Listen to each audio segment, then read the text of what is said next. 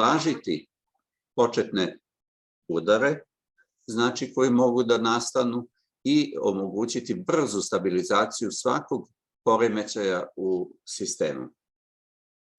U tom smislu, učešće prava u energetici i pitanje postojanja i opravdanosti vaše organizacije iz naše perspektive je neodvojivo od pitanja energetske bezbednosti i sigurnosti.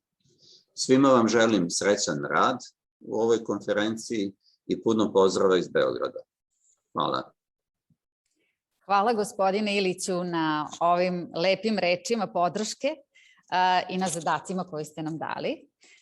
Trudit ćemo se da radimo na njima, jer svakako razvoj prava energetike je jedan od ključnih ciljeva našeg udruženja. A sada voljela bih da predstavim i našeg sledećeg govornika. Now, as all of you know, Serbian Energy Law Association is full member of European Federation of Energy Law Association, and our great friend, Mr. Vicente Lopez Burmeyer, president of European Federation of Energy Law Association, is our next speaker, and he's our traditional opening speaker. And Vicente, please, the floor is yours. Good morning. Thank you very much indeed, dear Branislava, distinguished authorities, friends, ladies and gentlemen. It's a great pleasure, an honor once again, to be invited to this opening session of the Serbian Energy Law National Association Conference. I think it's a highlight of in the energy law experts community, this event that annually explores, analyzes, and exchange between experts the situation in your country, the situation in your region, and from this perspective also trying to look ahead the European dimension and the different factors and impacts that are correlated with both. In FELA, where the Serbian Federation, thanks to the tireless work of your chairperson, contributes very extensively, we have had this year, irrespective of the COVID difficulties, our second annual Congress. And we welcome at that occasion the presence of the European Energy Commissioner, Mrs. Kadri Simpson. And I consider that her speech was extremely timely and interesting at that time. She made a profound review of the energy law, newly legislative package coming from the European institutions, and also the level of implementation and the necessary effectiveness in its transposition into national domestic energy spaces. From the FELA perspective, as the Serbian Federation, the Serbian Association knows very well, and from its very valuable contribution, we are very much insisting in some elements that we consider key points in this connection of the European law coming from European institutions and the real level of transposition and implementation in each national legal frame. The first is the recognition that the energy law is today a global law. It's a unitary discipline. It's not a fragmented law. It's not law composed by silos, but it's a law that has common objectives and similar perspectives and a common structure of traditional and new principles. So first, the energy law is a law as other areas of knowledge in academically in law, as environmental law, agrarian law, water law, telecom law has its strength, comes from its unity as a discipline in all senses. And I think there are many elements and arguments to defend and to protect this meaning. As a unitarian law, as a common discipline, we need principles. And as I said, there are principles that come from the traditional sources of law, as a security, as a legal security, as a principle of non-discrimination, as a principle of competition, as a principle of economical freedom, as many other principles. But at the same time, we have also to incorporate and to join to this discipline of law the new principles coming in this interdependence between climate and energy law, energy justice and universal access of the energy to the energy gains and service and so on. And we have to work with a lot of commitment on that field. The third element, and talking about the European legislative package, in particular the clean energy package, we have to work very intensively in the effective transposition and implementation of the clean energy package. Because at the end of the day, we were used to say that this is a recent package. It is not a recent package. It comes from 2018 and 2019. Of course, in the middle, we have suffered the pandemic, but is almost one mandate, one legislature. So we have also lived almost 4 years. Next year, it will be the fourth year. So it should be more intensive, the work to implement these packages in order not to create asymmetries in the organization of the energy markets, not only electricity, also gas, because of the lack of this intensity in terms of implementation and transposition. The other thing then in which I believe we have to work with our usual spirit of cooperation is with some proposals in the terms of the building up, the effectiveness in building up the European Energy Union. That at the end of the day, it's a combination of energy policy and internal market. Because the internal market today, it should be read as an internal market of energy and climate. And the Energy Union, at the end of the day, probably in the next intergovernmental European conference with the review of the Treaty of Lisbon, should be included or at least considered as a new title of Energy Union and Climate and Energy Union chapter. And I believe this would be extremely important for all the European Union and all the countries, as is your case, on this European energy community.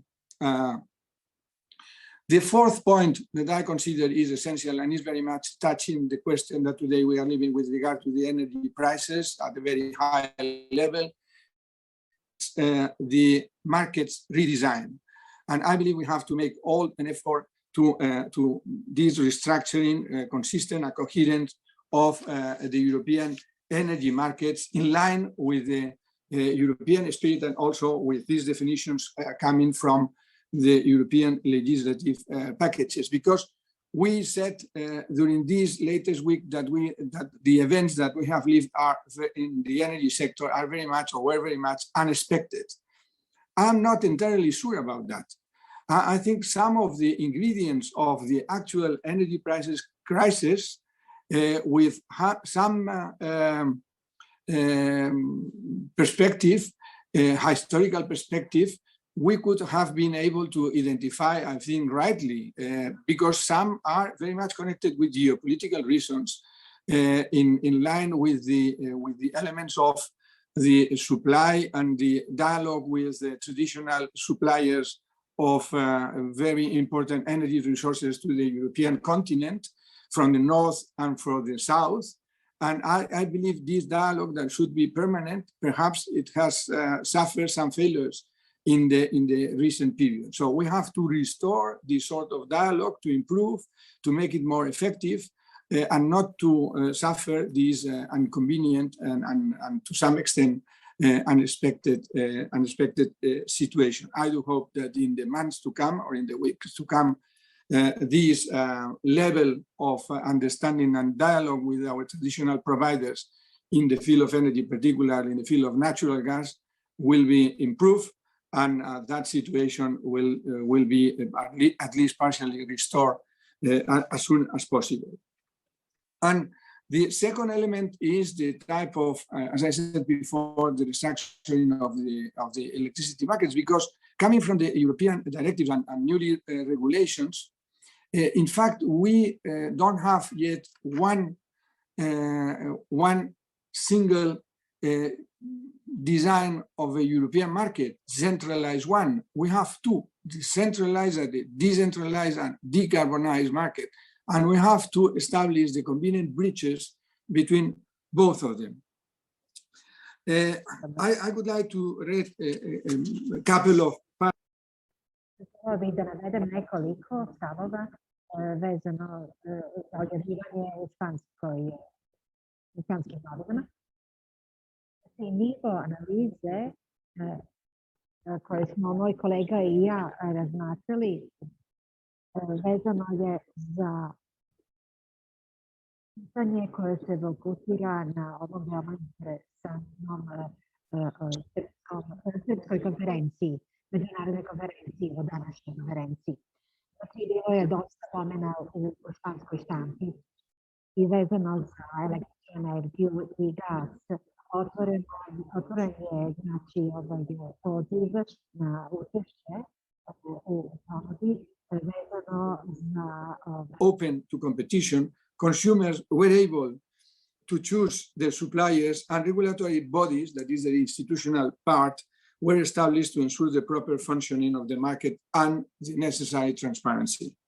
The process, encouraged by good objectives as always, was excessively timid in its executions. That is a good early warning for the situation that we are living today. The regulatory adaptations were accompanied by numerous infringement proceedings against the states. We have to recall also this question, and the commitment to complete the intra-European energy infrastructures, and we have to deploy now new infrastructures in the energy sector, and was seriously in some parts in the north, in the south, in the Iberian, for instance, were seriously neglected. This path of gradual adaptation has also been slow and not always consistent, and on some occasions even had dramatic consequences, as for example on the occasion of the gas crisis that you will remember in January 2006. The measures put forward by some governments now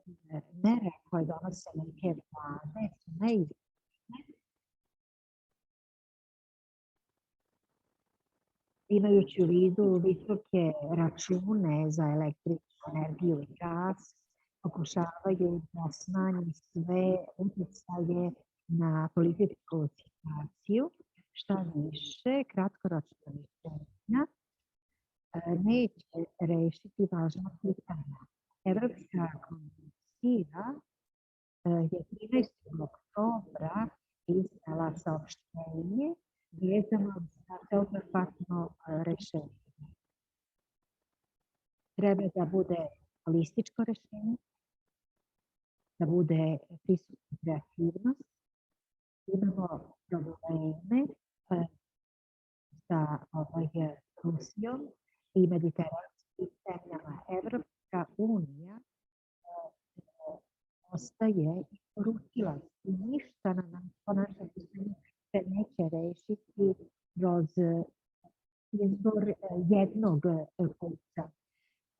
Znači, moraju učestvovati sve države članice i moramo imati u vidu regulativu koju je pre 20 godina donela Evropska komisija. Imajući u vidu ovu situaciju, kao što znate, komisija je provela, realizovala zadatak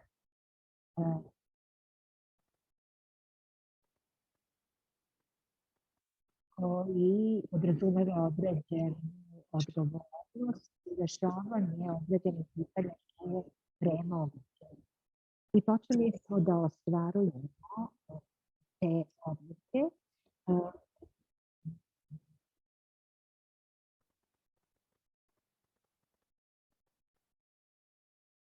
Imajući u vidu Maršalov plan i u oblasti energije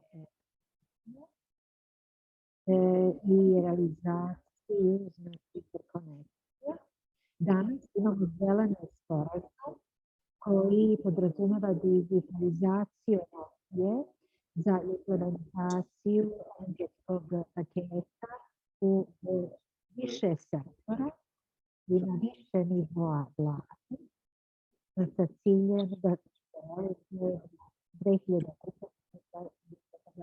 godine.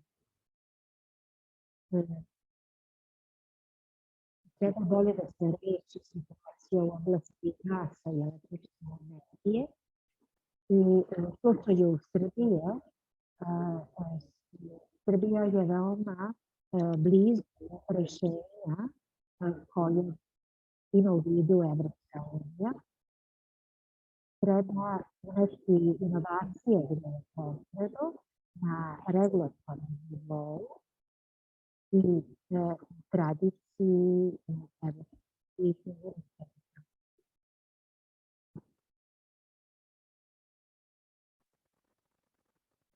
I veoma mi je veliko zadovoljstvo da sam danas sa vama i nadam se da ćemo obaviti veoma produktivan posao u ostvarenju naših ciljeva. I hvala vam što ste me uključili na Epela website i da dam svoj doprinos našoj konferenciji koju danas održavate. Znam da će biti veoma interesantno kao što je bilo do sada. Hvala još jedan puta, hvala Branislavi i čestitke na veoma interesantnoj konferenciji. Hvala Vincente, uvek mi je zadovoljstvo da vas slušam i hvala vam što ste nam objasnili sve izazove sektora energetike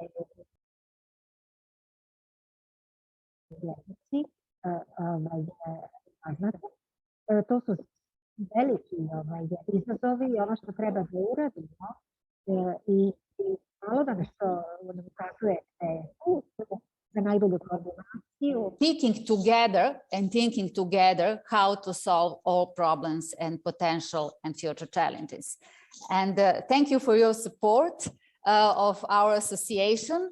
And it is great. We are going to send you our materials. And I would like to say also that you support us all these 4 years which we are working. And it is special pleasure to cooperate with all associations which are members of EPELA. It is a great possibility. Thank you. And also, dear Vicente, dear Assistant Minister, dear colleagues, also over 4 years, Serbia Energy Law Association earned its place within the European federations. We've been trying our best to make our annual conference relevant and address critical issues about the energy and the rule of law within the energy law. Our association has been growing now. Our memberships counts over 80 professional energy lawyers and associate members from other professions or other countries. We are learning and we progress our profession. During year 2021, many of our members have been engaged with the Ministry of Mining and Energy to discuss, draft and promote a new round of the energy legislation aiming to facilitate investments into energy efficiency and the renewable energy and energy transition and customer rights. We have built relations with many professional associations with the energy industry. Our members participate in conferences of engineering association and commercial events. They promote the energy law as a device for making the energy industry better and more sustainable.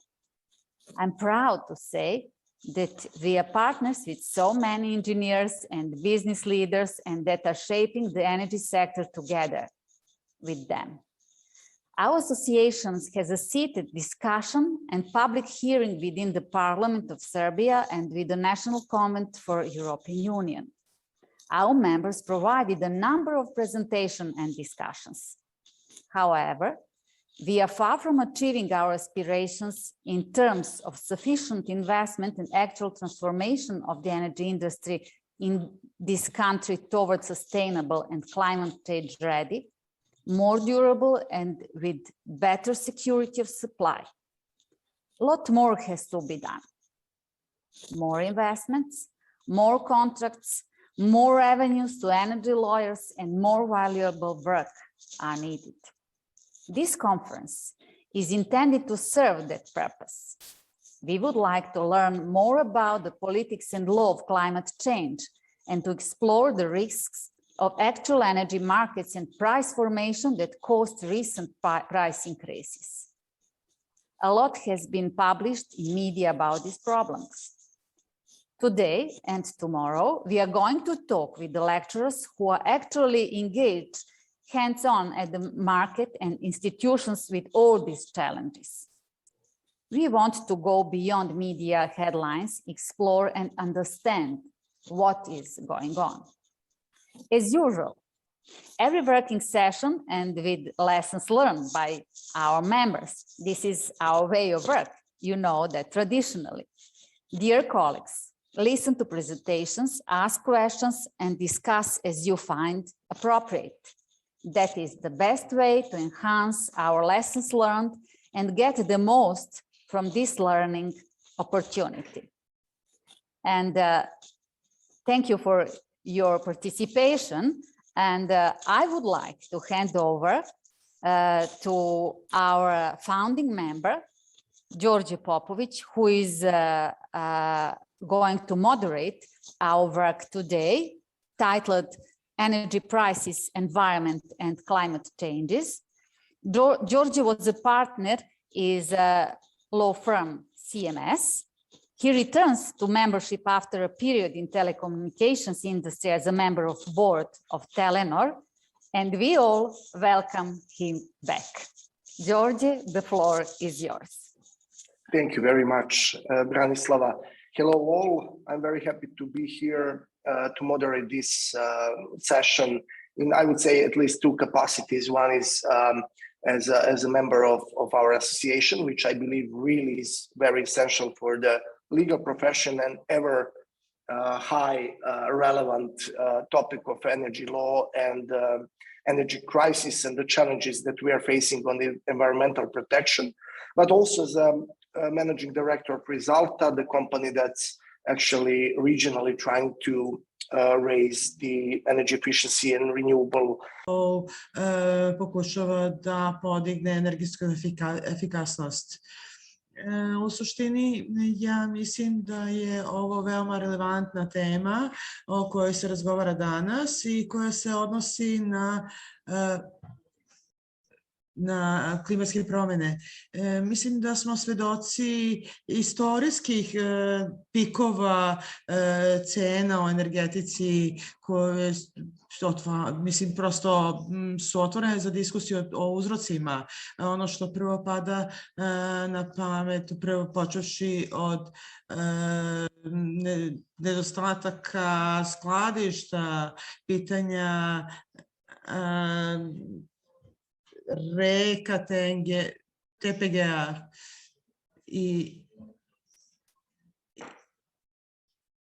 i kad se vidi da određene oblasti su agilnije i da je prosto snabdevanje prošireno, malo prošireno na evropskoj strani. Pogotovo kad se uzme u obzir da recimo snabdevanje iz postojećih ruskih gasovoda to je nešto što bi potencijalno moglo da bude deo strategije da se prosto pospeši odobravanje nekih projekata. Mi kao kompanija smo svedoci sjajne dinamike, isto tako mnogi faktori su dosegli zaista istorijske visine što se tiče vrednosti, isto tako su neke lekcije naučene, postoji mnogo stvari se dešava istovremeno, kompanije koje pokušavaju da zaštite snabdevanje i svoje investicije, praktična primjena. I zaista mi je zbog toga velika čast što sam ovdje i da razgovaramo o tim veoma važnim temama. Mislim da imamo zaista kompleksnu agendu. Gospodin Bošlo koji će da govori o paketu čiste energije i mapi puta za dekarbonizaciju, koji su novi izazovi i nove prilike. To će biti naš ključni govor u ovoj sesiji.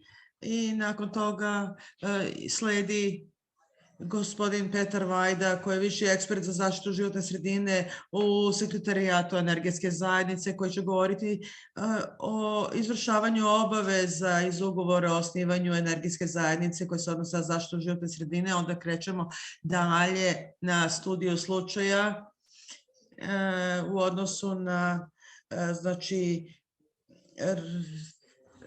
imamo od gospodina Dejana Mijovića, stručnjaka iz Crne Gore, koji će govoriti o termoelektrani i najzad studija slučaja partner u advokatskoj kancelariji Rokas, Mira Todorović-Simenides, koja će nam dati nekoliko uvida i ja verujem da su ove sve teme zaista pripadaju pod taj jedan krov koji pokriva ova konferencija vezano za i zaštitu životne sredine i klimatske promjene. I nakon ovoga, nakon sesije će još jedan naš član osnivač Miloš Kuzman dati jedan wrap-up, odnosno jedan rezime i neke tragove zaključaka će nam dati o kojima treba da razmislimo. Ja bih želeo da ohrabrim sve koji su prisutni da zaista slobodno postavljaju pitanja. Imamo chat mehanizam.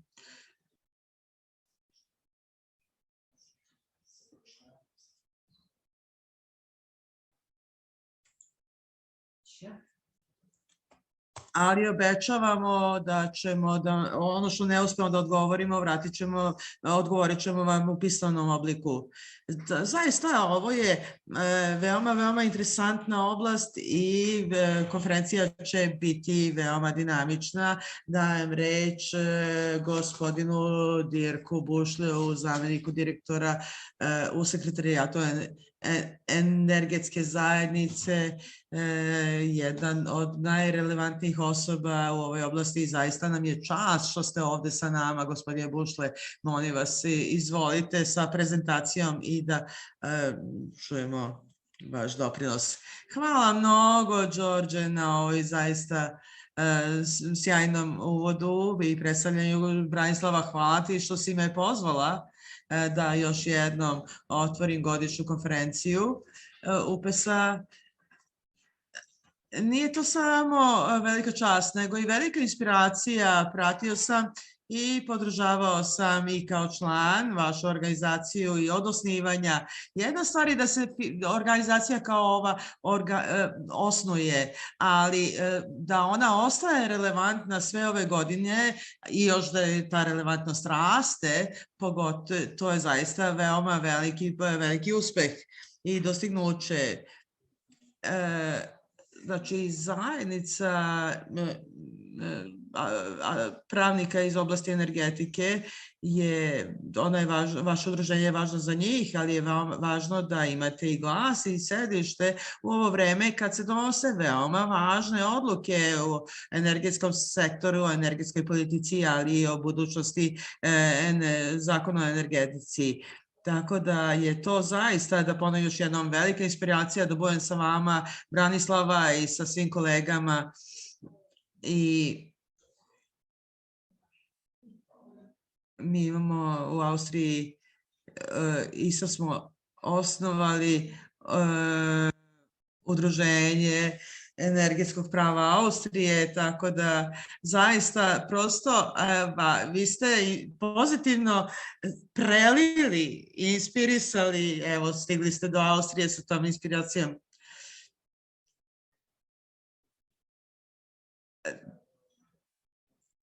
zaista je sjajno biti virtualno s vama u Beogradu. Beograd budi mnogo pozitivnih osjećanja. Naš ministarski savjetnik je bio u Beogradu prošle nedelje, o tome ću malo govoriti. I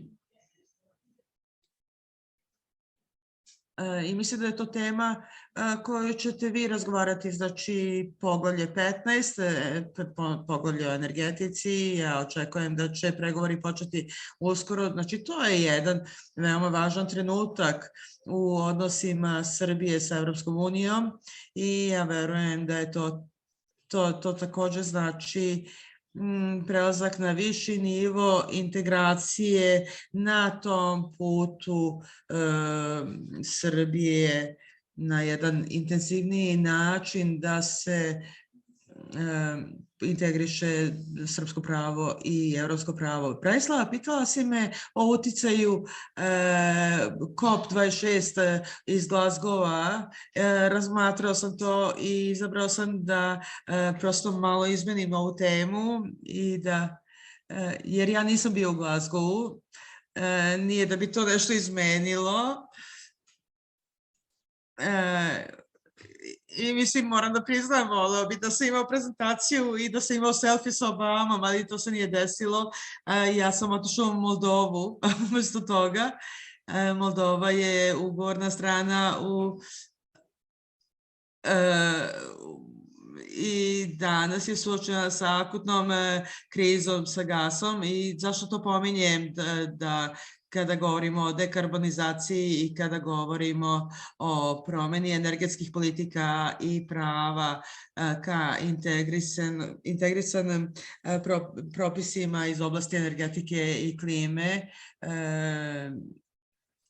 i recimo ovaj primer Moldavije i njene energetske krize su dobar primer jer tu je i rizik, tu su i elementi rizika koji su povezani i geopolitički aspekti. Dakle, ne krećemo se kroz naučnu fantastiku, nego kroz realnost u kojoj živimo u posljednjoj dekadi.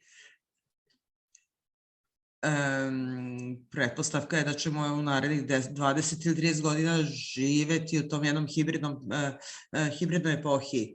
Dakle, tema dekarbonizacija energetske zajednice i zašto je to važno i zašto je to važno sada je naravno, dakle, ministarski savjet, sastanak ministarskog savjeta u Beogradu koji je i bio još jedna ključna tačka, ne samo vezano za ozelenjavanje energetske zajednice, nego za obezbeđivanje da ugovorne strane u energetskoj zajednici učestvuju i to je zaista veoma uzbudljivo i veoma dinamičan panevropski razvoj ka dekarbonizaciji, ka znači, onom cilju 2050. a to je nula.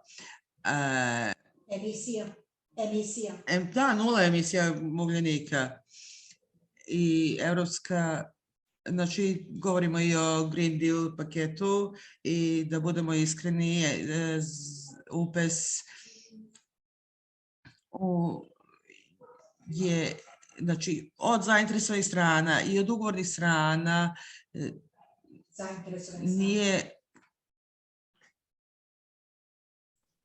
I čak nekada nema ni reakcija. Imam utisak da mnoge ugovorne strane, mnogi političari naročito, su znači sedeli na tankoj žici. Znači, oni su preokupirali ostatak Evrope i čak su njihov uticaj u oblasti energetike je bio vidan. I takođe njihove uputstva i strategija snižavanja i održavanja niskih cena, naročito u pogledu domaće isporuke energije domaćim potrošačima. Znači, dovelo je do situacije da mnogi naši lideri su došli do zaključka da je možda bolje sačekati da vidimo kako će ovaj entuzijazam vezano za zelenu energiju da se završi i da nastavimo da poslujemo kao do sada. ali tačka bez povratka je smanjena i mnogi su. Izvinjavamo se na problemu sa internetu. Gospodin Dirk Bušle će nam se priključiti kroz nekoliko minuta. Molim da ostanete sa nama. To se dešava. Živimo u virtualnom svetu. And sorry for that. That's the continued constraints that we have through this pandemic and the online meetings. What I wanted to say before I lost your connection is that the shift of energy sectors governed by very traditional policy making and also governed by the will and the intent to use the domestic natural resources in relatively small isolated market for domestic purposes and engage in trade of energy only to the extent necessary to ensure security of supply. In other words, a situation that existed in Europe, all over Europe, like 20, 30 years ago. This has been changing and is changing now with more and more measures taken, decisions being adopted, which ensure that the bridge between the energy community contracting parties and the rest of Europe is being bridged. The gap is being bridged. And this, as I wanted to explain, is not coming out of the blue.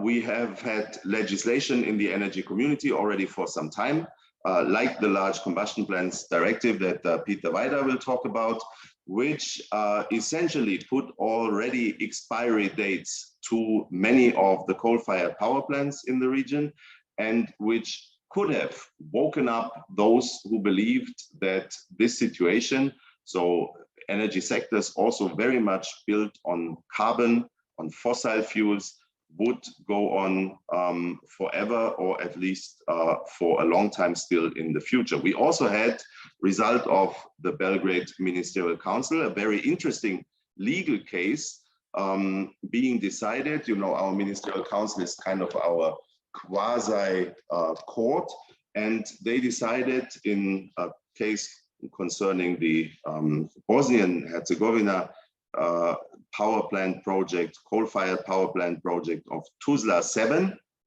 that the energy community provisions on competition and state aid prohibit the granting of state aid. In this case, it was in the form of a guarantee which the Federation of Bosnia and Herzegovina had given to the public utility, which in turn had to secure a loan from the Chinese Export-Import Bank.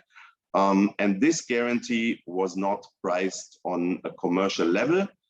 The Ministerial Council agreed with the finding that such a underpriced or underpaid guarantee constitutes state aid, and that the Bosnian State Aid Council was wrong in finding that this would actually not fulfill the criteria from the Energy Community Treaty and from Bosnian law. I'm saying that because it complements the discussion also,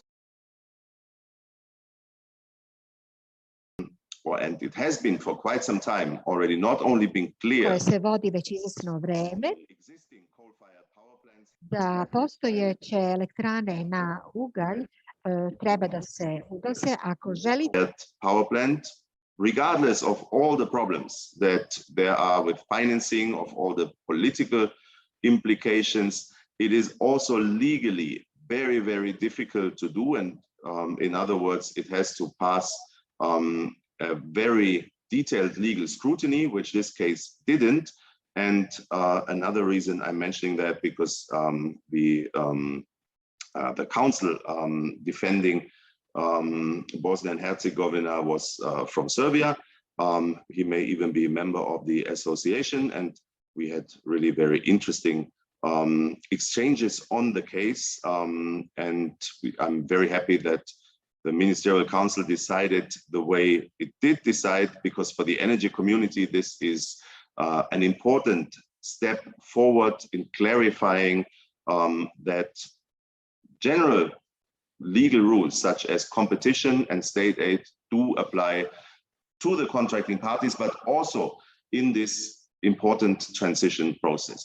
Now, what was the update that the Ministerial Council made in terms of moving ahead the acquis communautaire, as we say, so the body of laws applicable to the energy community?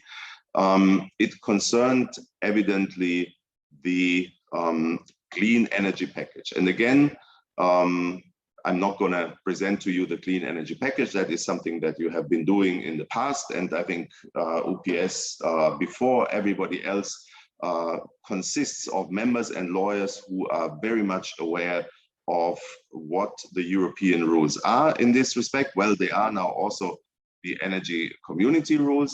And evidently, the whole discussion, before we go to the implications of this decision to upgrade energy community. Podizanja energetskog zakona na viši nivo. Želim da čujem pozadinu diskusije i da vidim znači diskusiju u pogledu cena energije. I Đorđe me je uputio na to.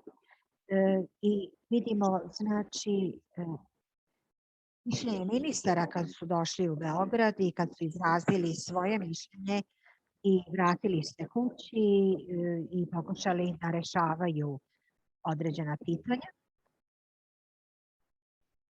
Već smo primetili ranije da kriza u pogledu cena kod mnogih naših ugovornih strana sadrži strukturne probleme i probleme vezano za nedostatak investicija, kao što je na primjer Makedonija, koja zavisi od uvoza i cene nisu utvrđene na konstruktivnom nivou prošlosti i to je jedan od mnogih faktora koji su držali zemlju i zainteresovane strane od investiranja u nove projekte, u nešto što bi neko mogao da prihvati.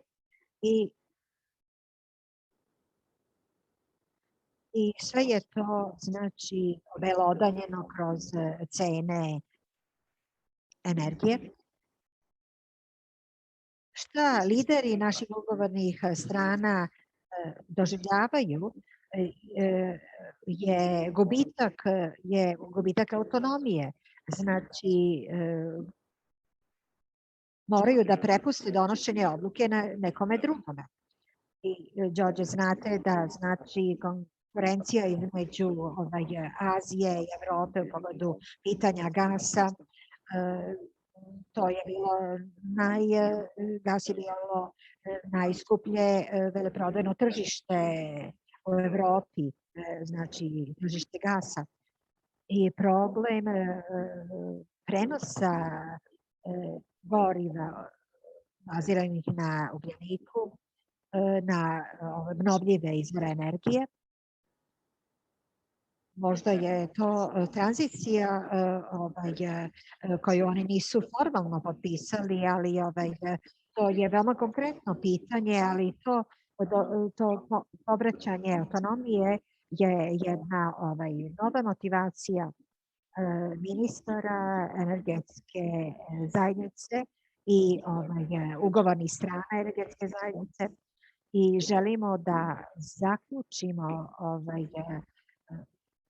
nedostatak, taj prostor, taj jaz u pogledu pravnih propisa.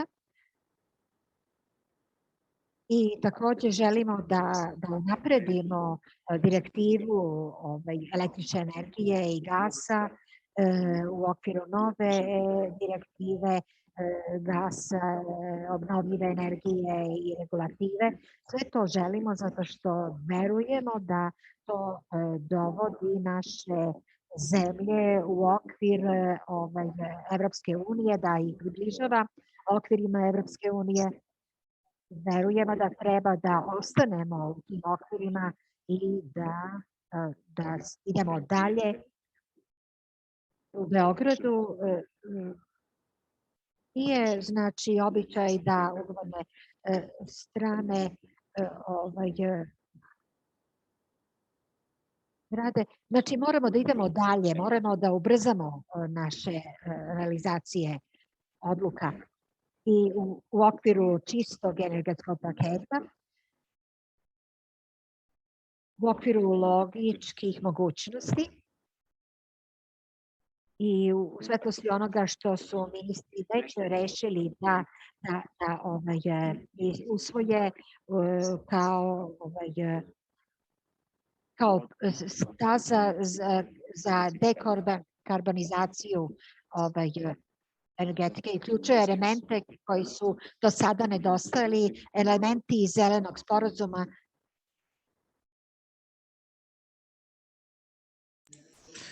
Kao što su recimo trgovina, cena karbona, ali negde kasnije u ovoj deceniji ugovorne strane u energetici će sarađivati sa ITS-om u Europskoj uniji.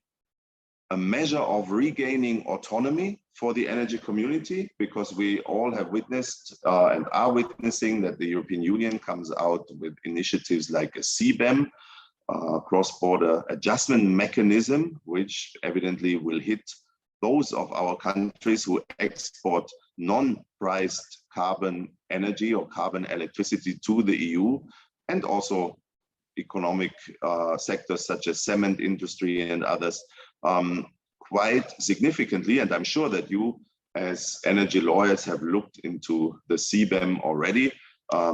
It's not only a first of its time measure taken by the European Union to protect its borders against carbon leakage. It's also, I believe, a very interesting business opportunity for lawyers to advise clients how to deal with this new situation.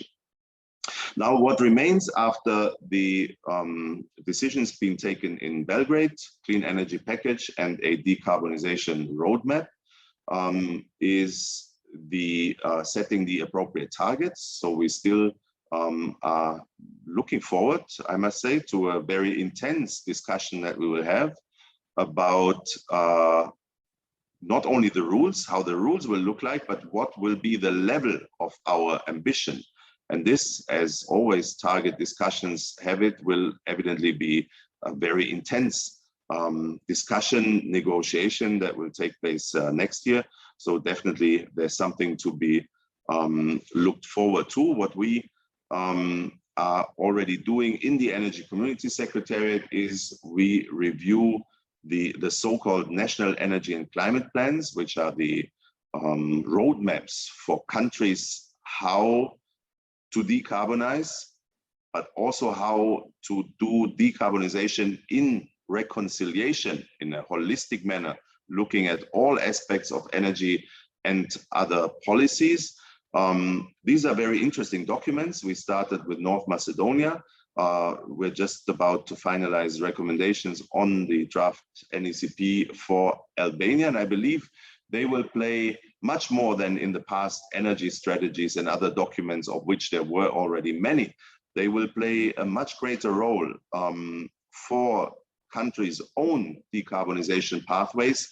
And what is maybe even more important, I believe that they can and will be a template also to be looked at, a point of reference to be looked at by the European Union and other international donors when they decide on which initiatives, which policies, which measures, which projects they will support with European money, because they will always need a clear roadmap and conditions that they can refer to. So I think this NECP indeed, as maybe in terms of the lack of legal bindingness, etc., as modest as they come across, I think their impact will be quite significant. And now, after this ministerial council, it's of course just another another milestone in a long road. So that is not that now we can all sit back and say,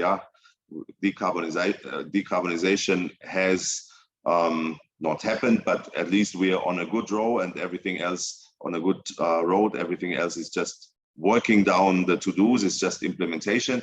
That will still be quite a winding and a long road. But at least the direction should be clear. For many leaders in the politicians, companies, industry, etc., in the Western Balkans, this is what was needed to follow up on the general commitment in the Sofia Declaration to have net zero in 2015. Now, here's a plan how to get there. And I'm very much looking forward that this is a plan not to be agreed and implemented by politicians, but really by everybody in the country and in the society, and in a very prominent role, us as lawyers, because we all have experienced that by now. It's one thing to adopt a strategy, it's one thing to set a course, but somebody has to sail the ship. And that is probably one of our most noble tasks in whatever capacity we are engaged with. The course is relatively clear, not only because we have the overall target of net zero, we will have targets for 2030, we have the plans, we have some of the regulatory measures now of the Green Deal also soon to be applied in the energy community. It's also clear that we have to review all the aspects that have been making up for energy policy and law so far.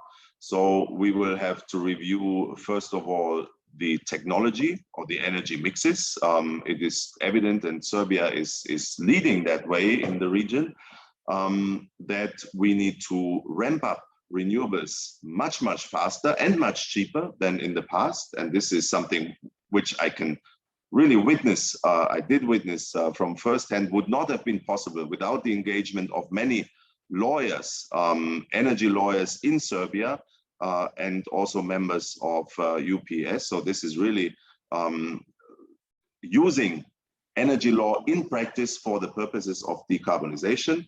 We will have to work on more flexibility. That's something that we have started in the Secretariat as well.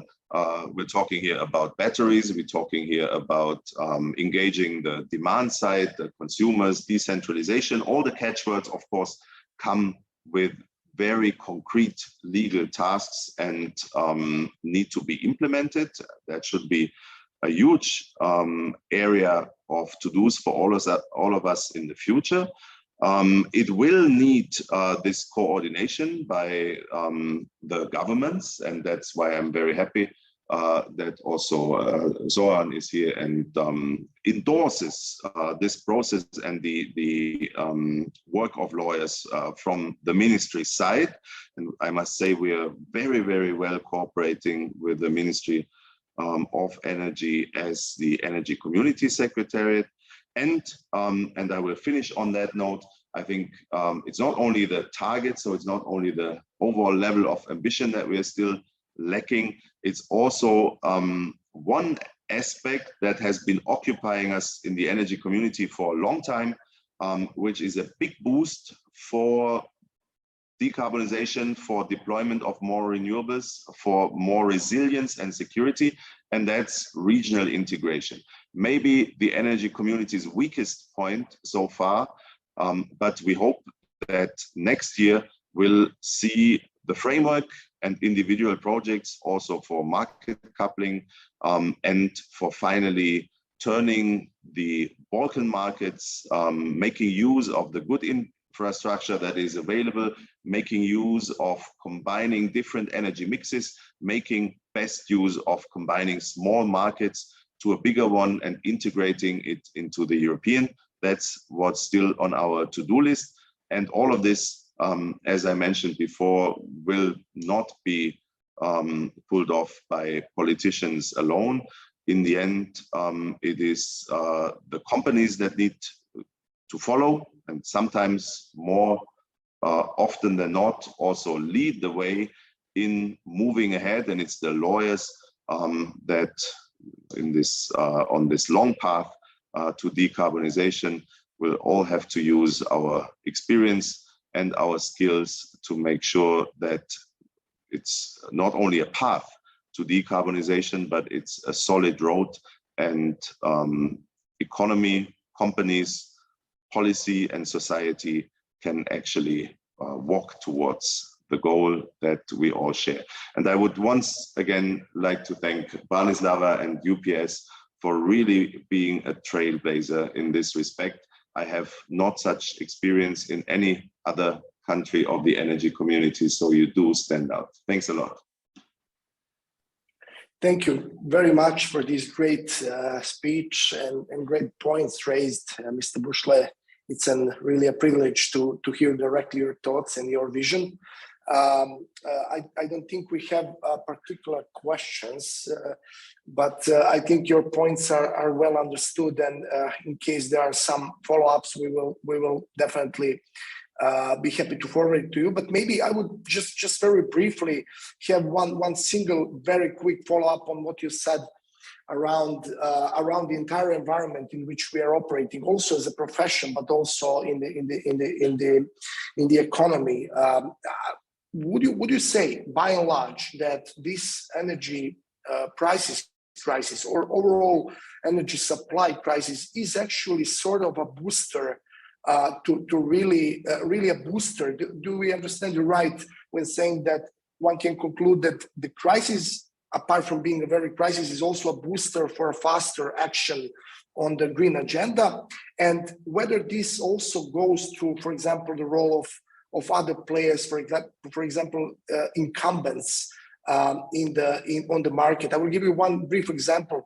When we speak about corporate PPA, we have this legislation which is also transposed in Serbia around direct line, and whether a direct line can be built only subject to previous refusal of access, which is by many practitioners and scholars believed to be related to to simply balancing the interests of traditional big incumbents.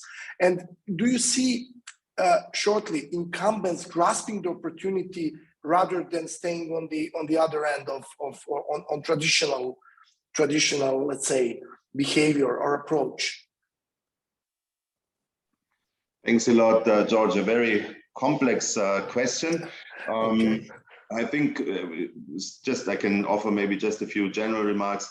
I have been seeing the incumbents in the energy community not be the most proactive. I think that is something where we also have to be a little bit self-critical. It's not like decarbonization, increasing the share of renewables is something that comes out of the blue. This has been happening in Europe for a long time now, and our incumbents probably have stuck to their traditional. Znači, oni su se verovatno držali svog poslovnog modela, neki od njih, pogotovo oni koji rade na ugalj i izvoze ugalj. Imaju dobre razloge što su se zadržali na tom poslovnom modelu, jer žele ne žele da se suoče sa određenom krizom. Kriza je mogućnost, međutim, mislim da ne treba da se nastavi u budućnosti, jer ta situacija će se menjati i održiva privreda i održivi poslovni model će morati da bude zeleni. I naročito utiču na ugovorne strane veoma brzo, neposredno, kao što je, na primjer, zelena ekonomija. I ono što je kriza radila je rešavala pukotine što se tiče nosilaca funkcija u politici. I donosioci političkih odluka moraju da ponovo razmisle, da više puta razmisle i da imaju u vidu maloprodajne tarife. I Znamo da su političari žele da budu popularni, ali ako žele da osiguraju investicije, moraju da imaju u vidu, znači nedavnu Glasgow konferenciju i moraju da se naviknu na takvu novu situaciju. Tako da to je veliki problem, ali naravno ova kriza mora da se reši. Moramo da proverimo sve elemente poslovne strategije i donošenja odluka i da se uverimo da od danas pa nadalje da možemo da idemo u korak sa investicijama u oblasti obnovljivih izvora energije i rešenja kao što je na primjer gasa neke zemlje i neke kompanije i možda će se to nastaviti neko vreme, možda će neke zemlje nastaviti sa korišćenjem uglja neko vreme, ali moramo da imamo mnogo više solarne energije, više baterija, više integracija. Sve to treba staviti na sto i razmotriti, pažljivo razmotriti. I ono što ste govorili, znači PPA, moraju da imaju u vidu angažovanje za rešavanje pitanje dekarbonizacije i takođe rešavanje pitanja koje se odnose na regionalno tržište, da bi se prevazišla barijera koja sprečava srpske garancije u oblasti razmene energije. Sve te probleme treba prevazići. Mi se suočavamo sa sve većim brojem obnovljivih vidova energije.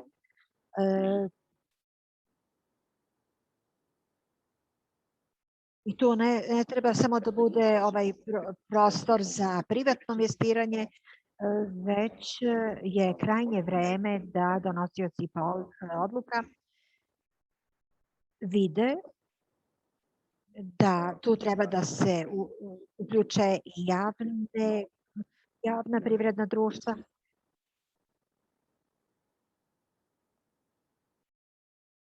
Znači, radi se o tome da se nadoknade tim privrednim društvima za budućnost i da im se omogući rad u budućnosti i instrumenti i strategije i sve što treba uraditi je prilično dug proces, ali kriza se možda može na taj način rešiti.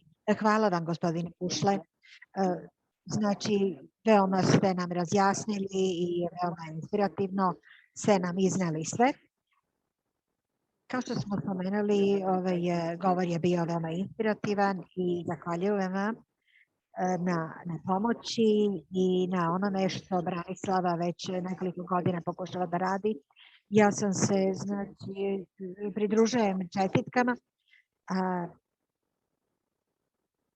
ali molim vas takođe da ostanete sa nama i da budete aktivni. Hvala još jednom što ste ovde i što ste nam se pridružili, što ste aktivni.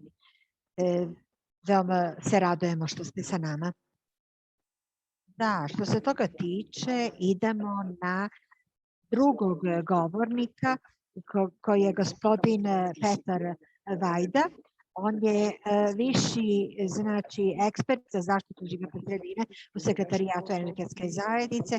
On je počeo da radi u Mađarskoj, zatim je radio u oblasti životne sredine nekoliko godina, a zatim je angažovan kao ekspert za zaštitu životne sredine u Sekretarijatu i znači zadovoljstvo nam je da ste s nama, gospodine Vajda, i radujemo se da čujemo nešto od vas vezano za performanse i obaveze povelje energetske zajednice. Znači, kada se radi o zaštiti, znači, životne sredine. I molim vas, budite slobodni da postavite pitanja. Gospodine Vajda, dajem vam reč. Not yet. Yeah. Not yet. Okay. Just press F5. Ja vidim implementation. No, good. So sorry, for full screen, you can just press F5. I don't know if you hear me.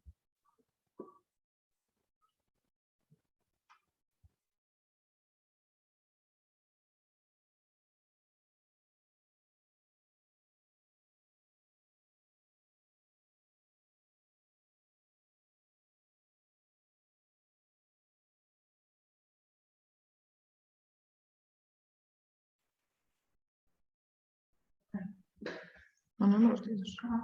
Evo ga. Ne čujemo vas, gospodine Vajda. Lela izgleda da opet ima nekog problema sa konekcijom. Da li me čujete? Peter će pokušati da se rekonektuje, tako da je dobro, bolje da čujemo sledećeg prezentatora, tako da kada uspostavimo vezu sa vama, onda ćemo se posle uključiti. Je li u redu? Mislim da je u redu. Mislim da je u redu. Da, onda znači da idemo.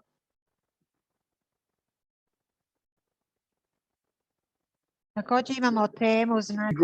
Where we would ask a really esteemed energy economist, Mr. Mijović, who has a big experience, I would say, not only as being an analyst, but also a 30 years plus experience in actually consulting in this region and also in Central and Latin America on different topics that relate to development of energy projects, also in cooperation with big IFIs and other organizations such as the World Bank and others. So, Mr. Mijović, the floor is yours, and we are happy to hear a little bit about the specific case of PVA Montenegro, but also how this transposed to the larger matter of combustion matters and plants. The floor is yours.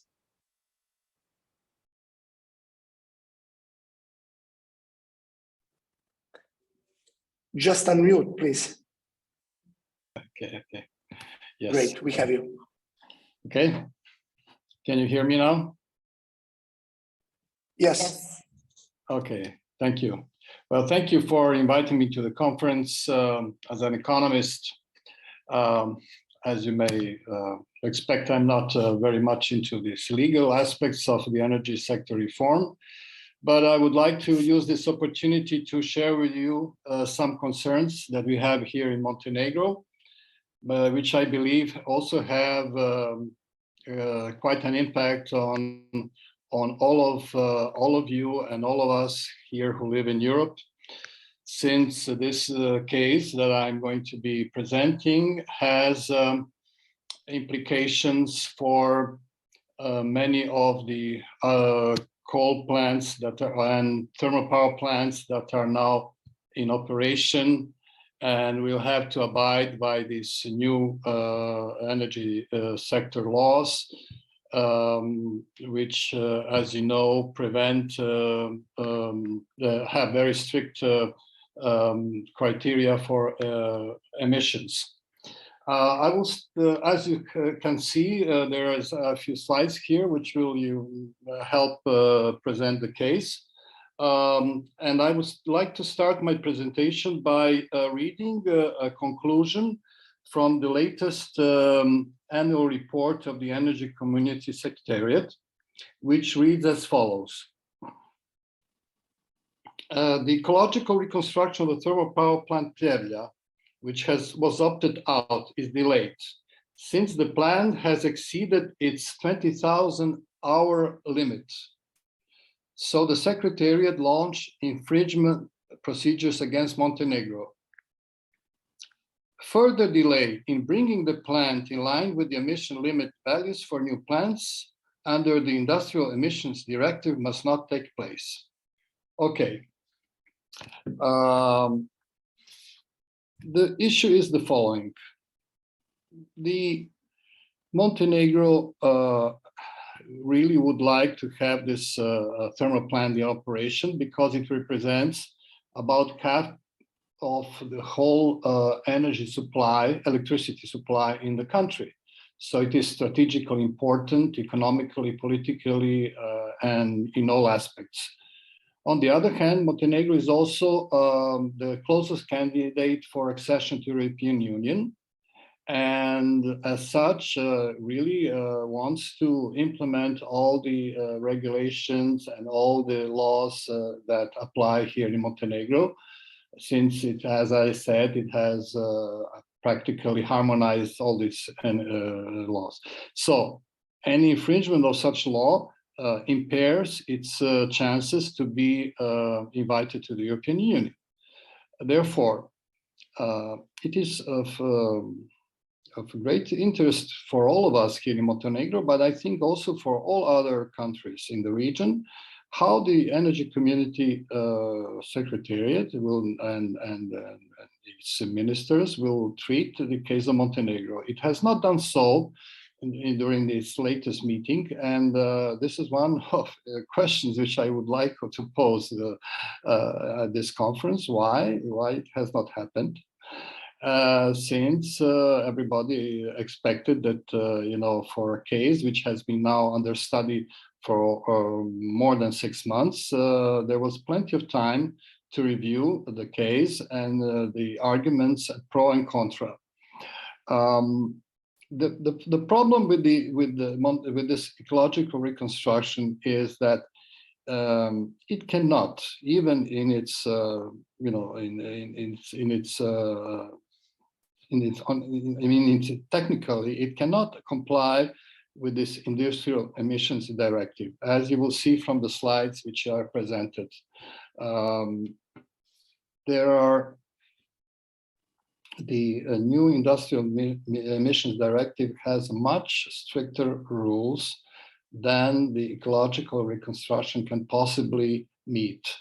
Therefore, this statement, which I have just read, that the ecological reconstruction cannot be delayed, is contradictory to the spirit of the law, which calls for for compliance with new emission standards. And it is very interesting we would be very interested to hear from Mr. Bushler, who has, I hope he's still attending our conference, and his colleagues from the Energy Community Secretariat, how on the one hand you are encouraging Montenegro to continue with this ecological reconstruction, knowing at the same time that you cannot possibly meet the standards of the Industrial Emissions Directive. Maybe this was the reason why the case has not been discussed during the ministerial conference. I don't know. Anyway, you can see from the slides what is the issue here. There are several columns here which present what is expected under the emissions directive and what is proposed by the ecological reconstruction. So the disparity is quite clear. It is really so big that it is absolutely not possible to be successful. I really don't have much to add to this, rather than to provoke a discussion of all of you who are legal scholars, who could actually educate me and all of us what and how to proceed from here. Montenegro has, as I said, a very big problem with energy, particularly now these days that the prices are so high. Electricity prices are enormous, and the abrupt closure of the thermal plant would have enormous economic and political implications, and is practically unacceptable at this point.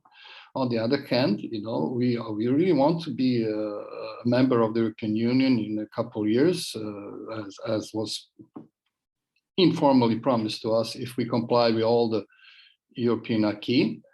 Therefore, there is for decision makers here, they are in a very difficult situation, and it would be of great interest for them to know what is going to happen in the next months, and so in as regards the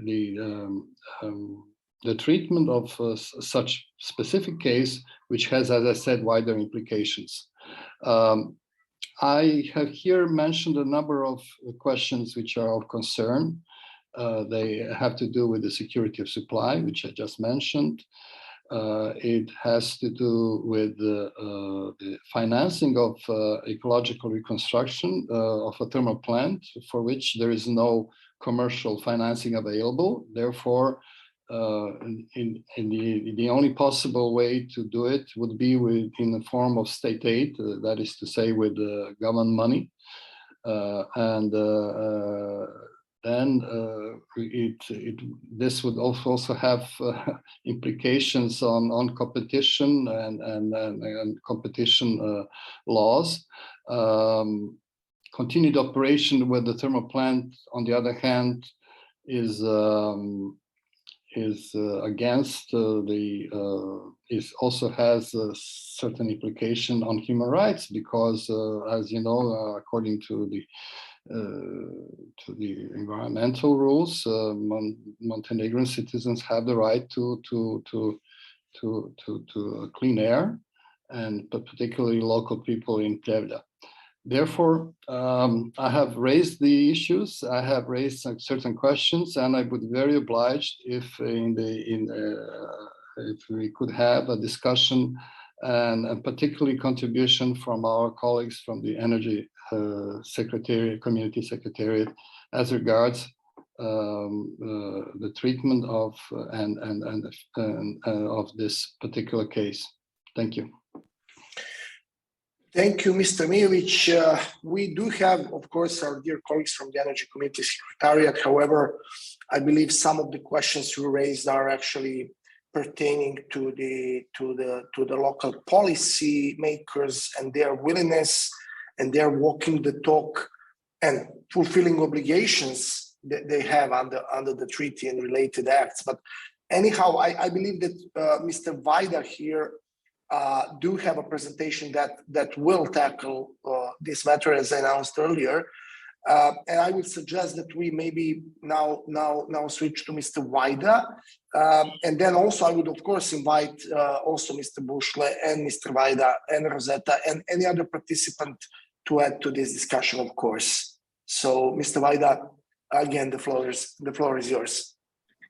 Thank you very much. I feel like being at an auction, going once, going twice. I hope that there will be no third exit from my side, an unwanted exit. So yeah, I will try sharing my screen with the presentation. So I'm just asking for your confirmation if you see the slides. We do see a slide. Okay, yes. Good. I will put it on presentation mode. I don't know whether it will go on presentation mode on your screen as well. No, for some reason it does not. But maybe you can stay in this mode and then just switch the slides. I will then just, I will move then this. I think the fonts are big enough and I don't have too many slides anyway. Perhaps before I start, I would just reflect on what we have just heard. And I will do that with a caveat, because since the case on TPP Plevlja against Montenegro, the one that was referred to before, 1521, is an ongoing case. We cannot comment on an ongoing case. I mean, whatever is relevant related to the ongoing case is published on the Secretariat's website. Actually the link was in the previous presentations. One of the slides I've already seen that I was already back at that time. So any information related to that case is published there. And also to the question why it was not discussed at the Ministerial Council of this year, the reason is merely procedural. There are 3 stages of every dispute settlement procedure under Energy Community Law. So-called opening letter is the start of the procedure, then reasoned opinion is the second stage, and the third one is called reasoned request, which is the official request to the Ministerial Council to decide on the case. And before that happens, the Ministerial Council will not discuss that. And in the Piavia case, we are between opening letter and reasoned opinion stage for the time being. So once this goes potentially into a reasoned request, then the Ministerial Council will have to discuss that. Before the Ministerial Council does that, it will also go to the so-called advisory committee, who will deliver an opinion on the case. Understood. Maybe just to add, the purpose of this panel is not to go into current cases that are subject to professional secret, and I would encourage all participants to stay within those borders. Thank you. Thank you very much indeed for that. At the beginning, I just wanted to give a brief overview on the environment and climate dimension of the Energy Community Treaty. On the climate dimension, we have already heard also a lot of information and news from the opening remarks and keynote address of Dirk. On the environmental front, we have a set of directives that apply also in under Energy Community Law. It is not the full body of EU environmental law that is also incorporated in the Energy Community Treaty. There are in fact 7 environmental directives that form part of Energy Community Law. I put on this slide into red the ones in the case of which we have ongoing dispute settlement procedures. So that's Environmental Impact Assessment Directive and the Large Combustion Plants Directive. And with orange, there is the Sulfur Fuels Directive, for which we also had a number of infringement cases. There is one still open against Bosnia and Herzegovina, but the majority of these cases have been addressed in the meantime. So the Environmental Impact Assessment Directive was already incorporated in the original version of the treaty. And in 2016, there was a decision by the Ministerial Council also to take on board amendments to this directive that were carried out by the EU in 2014. So these 2014 amendments were taken on board with the deadline of 1st of January 2019. So that's it's not that recent anymore, but relatively recent. And right now, we have also, this year, we have launched dispute settlement procedures against contracting parties, including Serbia, who have not finalized the transposition exercise of these amendments yet. SEA stands for Strategic Environmental Assessment. This is let's say, the little sister of the EIA directive that concerns plans and programs. Environmental impact assessment concerns projects. And this SEA directive applies since March 2018 under the Energy Community Law. The Sulfur Fuels Directive that regulates the sulfur content of liquid fuels, so industrial fuels, we are not talking about automotive fuels. It applies since 1st of January 2012 and also was updated in 2016. And as I mentioned, there were a number of dispute settlement cases for the improper transposition. Most of those could have been closed by this moment. The Serbian case was actually one of the latest one, which was addressed as of the beginning of this year. The Large Combustion Plants Directive applies as of 1st of January 2018. This directive regulates the emissions of sulfur dioxide, nitrogen oxides, and dust into the air from power plants above 50 megawatts of thermal input. So it's important to point out that it's not the electric power of the plants, but it's the thermal input, which defines whether it falls under the scope of the directive or not. There are a number of challenges with the implementation of this directive, as we have already heard from several speakers this morning, and in the later slides I will show you the real life examples, how this looks like for the time being. I will give the examples of Montenegro and Serbia, but in our implementation report, anybody who is interested, you can find also country by country the detailed assessments. There's one article from the Wild Birds Directive that also is part of the Energy Community Environmental Acquis, which is about the protection, special protection areas for migratory species. There is Chapter 3 and Annex 5 of the Industrial Emissions Directive for new plants that is applicable since 1st of January 2018. These are the minimum requirements for large combustion plants. Chapter 2 of the directive, which is the requirement of best available techniques, is also applicable, but only in the form of a recommendation under energy community level, so it's not a legally binding measure yet. The minimum requirements under the IED, so the Industrial Emissions Directive, will be also applicable for existing plants from 1st of January 2028 onwards. That correlates with the end period of the so-called NERPs, National Emission Reduction Plans, that are applicable right now. One point is actually missing from my slides, that the Environmental Liability Directive, that's the newest piece of environmental acquis in the energy community, applicable since 1st of January this year. On climate, well, we have heard already quite a lot from Dirk's keynote address related to the adoption of the clean energy package just last week at the Ministerial Council. What I put here on the slides is actually the existing pieces. There is a recommendation on applying the monitoring mechanism regulations, so the monitoring of greenhouse gas emissions, and the development of national energy and climate plans.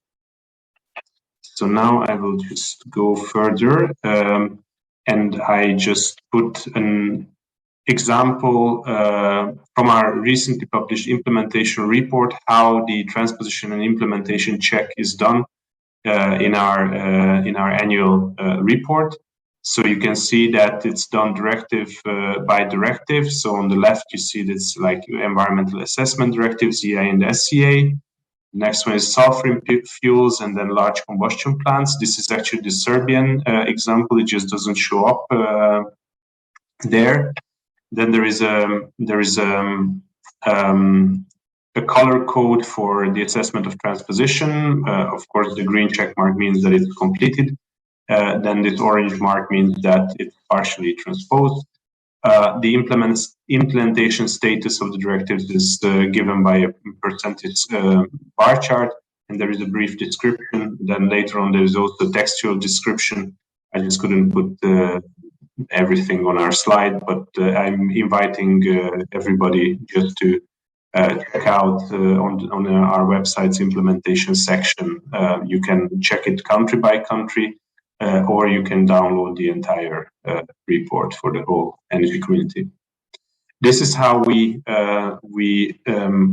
present and visualize the LCP implementation. This is the example of TPP Pljevlja. You see that there is this stand clock showing that it's already expired, as we have heard also in the previous presentation.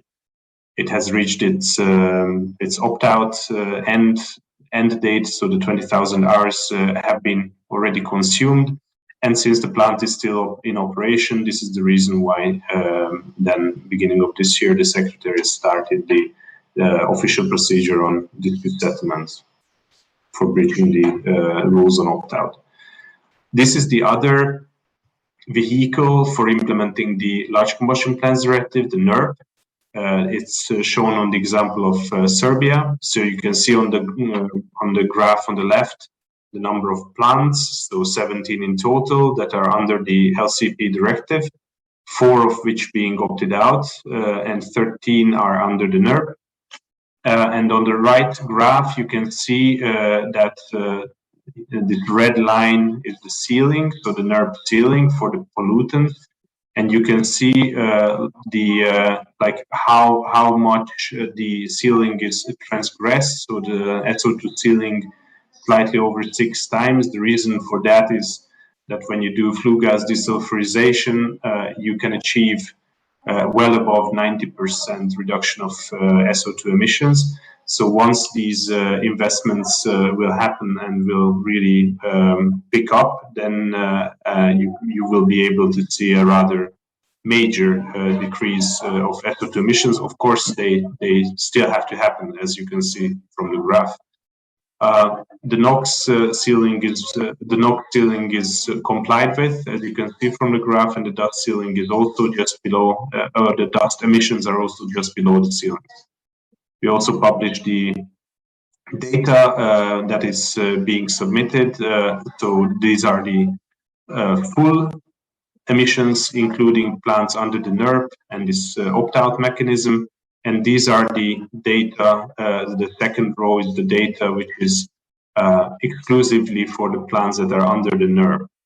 We also publish the trends, so you can see that despite what many may have expected because of COVID restrictions, lockdowns, and so on, actually the emissions were not lower than the previous year. So we are talking about, this is the comparison of the 2020 annual data and the 2019 annual data. So the annual total emissions in 2020 were even slightly increasing in Serbia when we look at the whole pool of plants. When we look at the plants which were just under the NERP, there was a minor decrease in terms of dust, but also SO2 and NOx were increasing for these plants. And then this is also just very similar to what I was showing for Montenegro. So these sand cloud graphs for the opted out plants. And since these plants are still using their opt-out, we also provide estimates on how it can be expected when these plants will reach the 20,000 hours. So you can see this number is the one which is the number of hours used between 2018 and 2020. Then we extrapolate from this trend. We basically take 20,000 minus this number, the second number, then we get the first number, how many remaining hours there still are from the whole opt-out period. And then we basically compare the remaining hours with the average operation. So in this case, you divide the consumed hours in 2018, 2019, and 2020 by 3, which gives you an average number, and then you will check how that correlates with the remaining hours, which gives you an indicative date. I have to emphasize that these days are indicative, so it's not let's say it's not a must that it must happen that, for instance, Kolubara A3 boilers 3, 4, 5 will reach the end of the opt-out in March 2022, because of course if they were not operating at all in 2021, then the remaining hours will not change, and then the date will also change. But we still find it useful to give these indications. Of course, then it is up to the operators to decide how to use these remaining hours. So that's it from my side. Thank you very much for the invitation and for your attention. Of course, if there are any questions, I'm happy to answer them. And once again, I apologize for all the technical hiccups, and I'm very happy that I managed to do the presentation on third go. Thank you, Mr. Vajda. Very useful topic. And maybe I have one very quick question, quick because also we need to wrap up, and we are coming to the end of time for designated for this session. But it was very inspiring to hear, and it will be very interesting to see in the future whether all these targets will be achieved and what will be the challenges and how we will address them. But in addition to addressing the large combustion plants, what are the other activities of the energy community on the topic of air pollution? I think it would be very relevant to hear from you. Thank you. Thanks a lot for the question. It is indeed, I think, very relevant and quite important. Whatever I was now talking about, it was, let's say, the Secretariat's classic exercise and duties of acting as the guardian of the treaty and ensuring that the commitments that are taken by the contracting parties under the treaty are being met and complied with. But especially when it comes to the topic of air pollution, one thing that comes to my mind is a recent initiative by mayors. So not the usual clientele that the Secretariat is dealing with, which are of course the central governments of the contracting parties. There is a forum which is called the Just Transition Forum, formerly known as Sustainability Forum of the Energy Community. It's an open event, and on the occasion of this forum, the first edition of this Just Transition Forum that took place this year, the mayors of 9 municipalities from several contracting parties decided to join for a so-called Clean Air Regions initiative. So they came together, I mean, of course, also only virtually, unfortunately, because that was what was possible.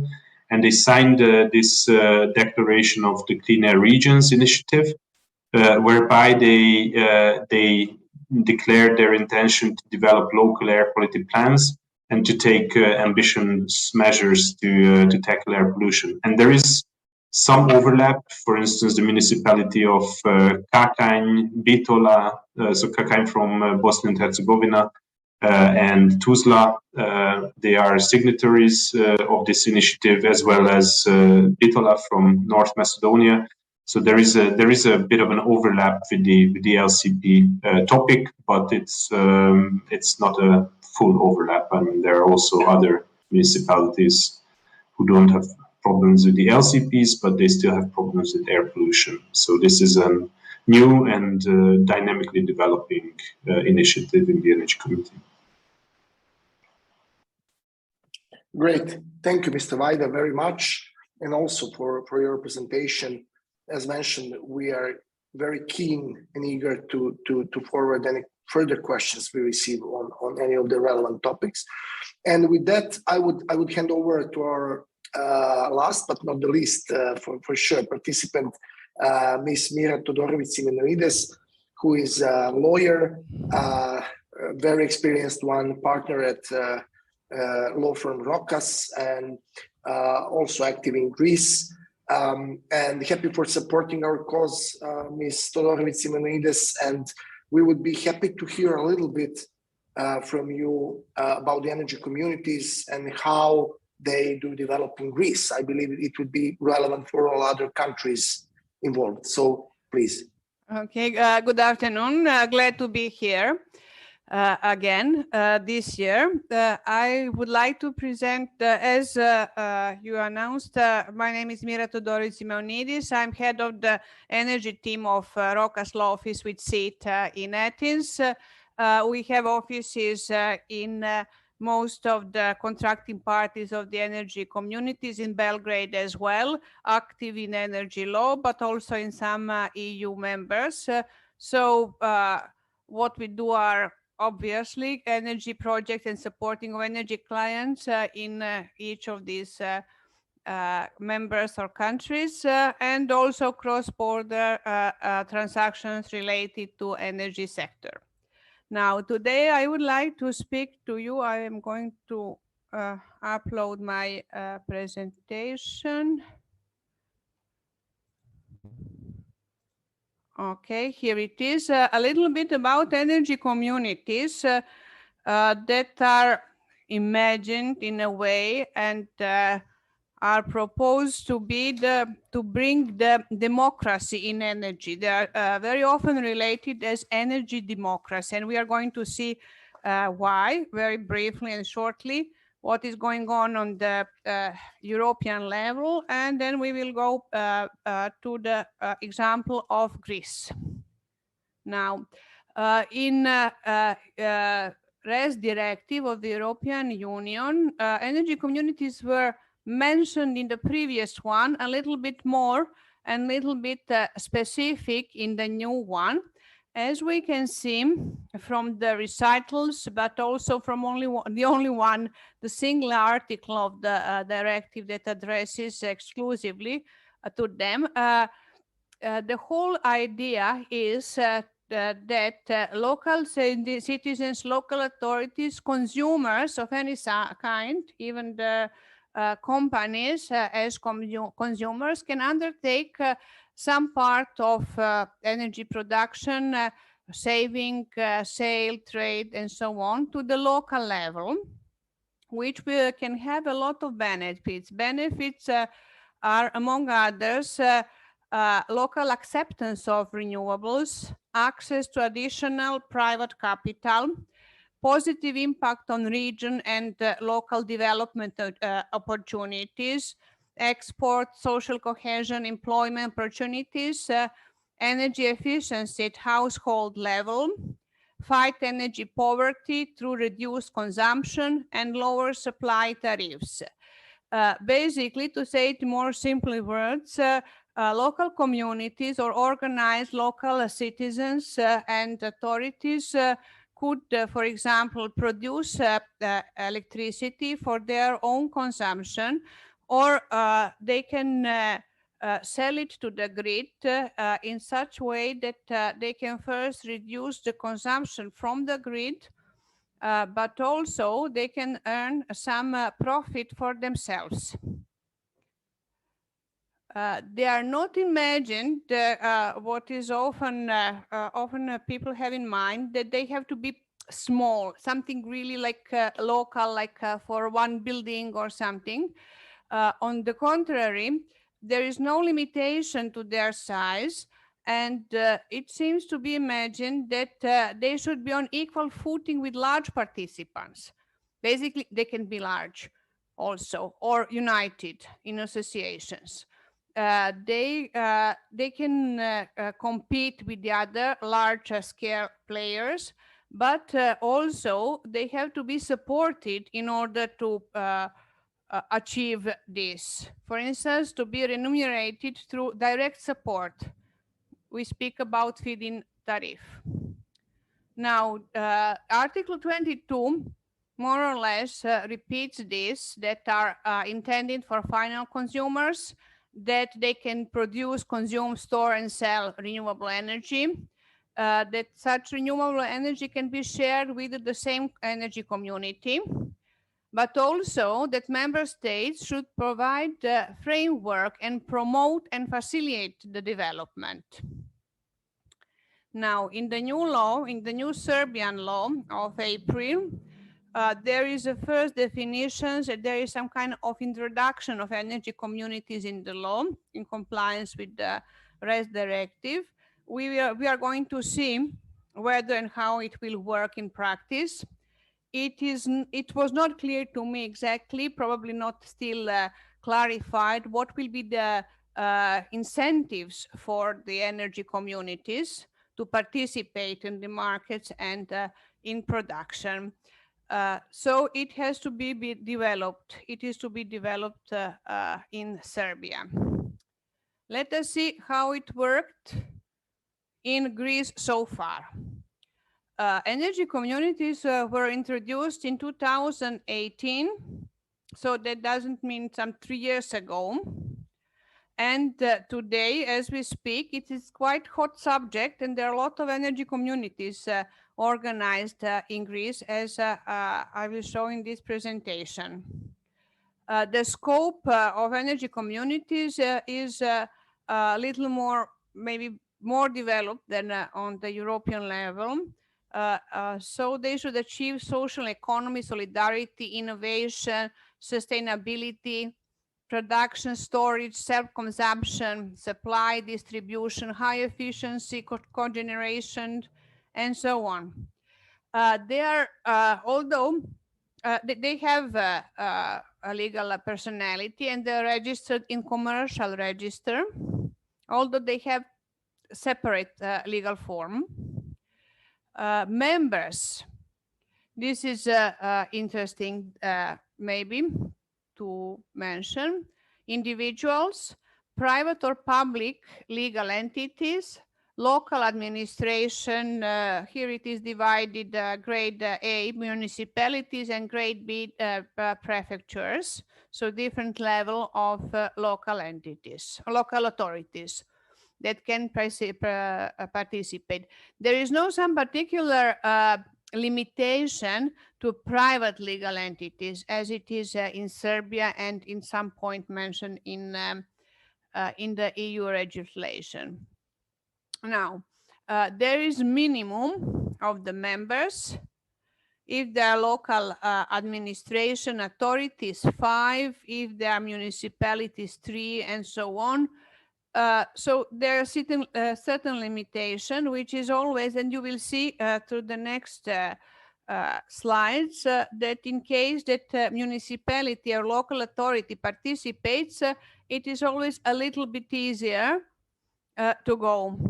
Now, regarding the local criteria, the request is that at least 50+1 of the members should be related to the location of the EEC, to the specific municipality or region. What does it mean? If these are individuals, they should have some property, for instance, land on which such production units would be developed, or have residence there. While in case of companies, it should be the seat of the company. Now, there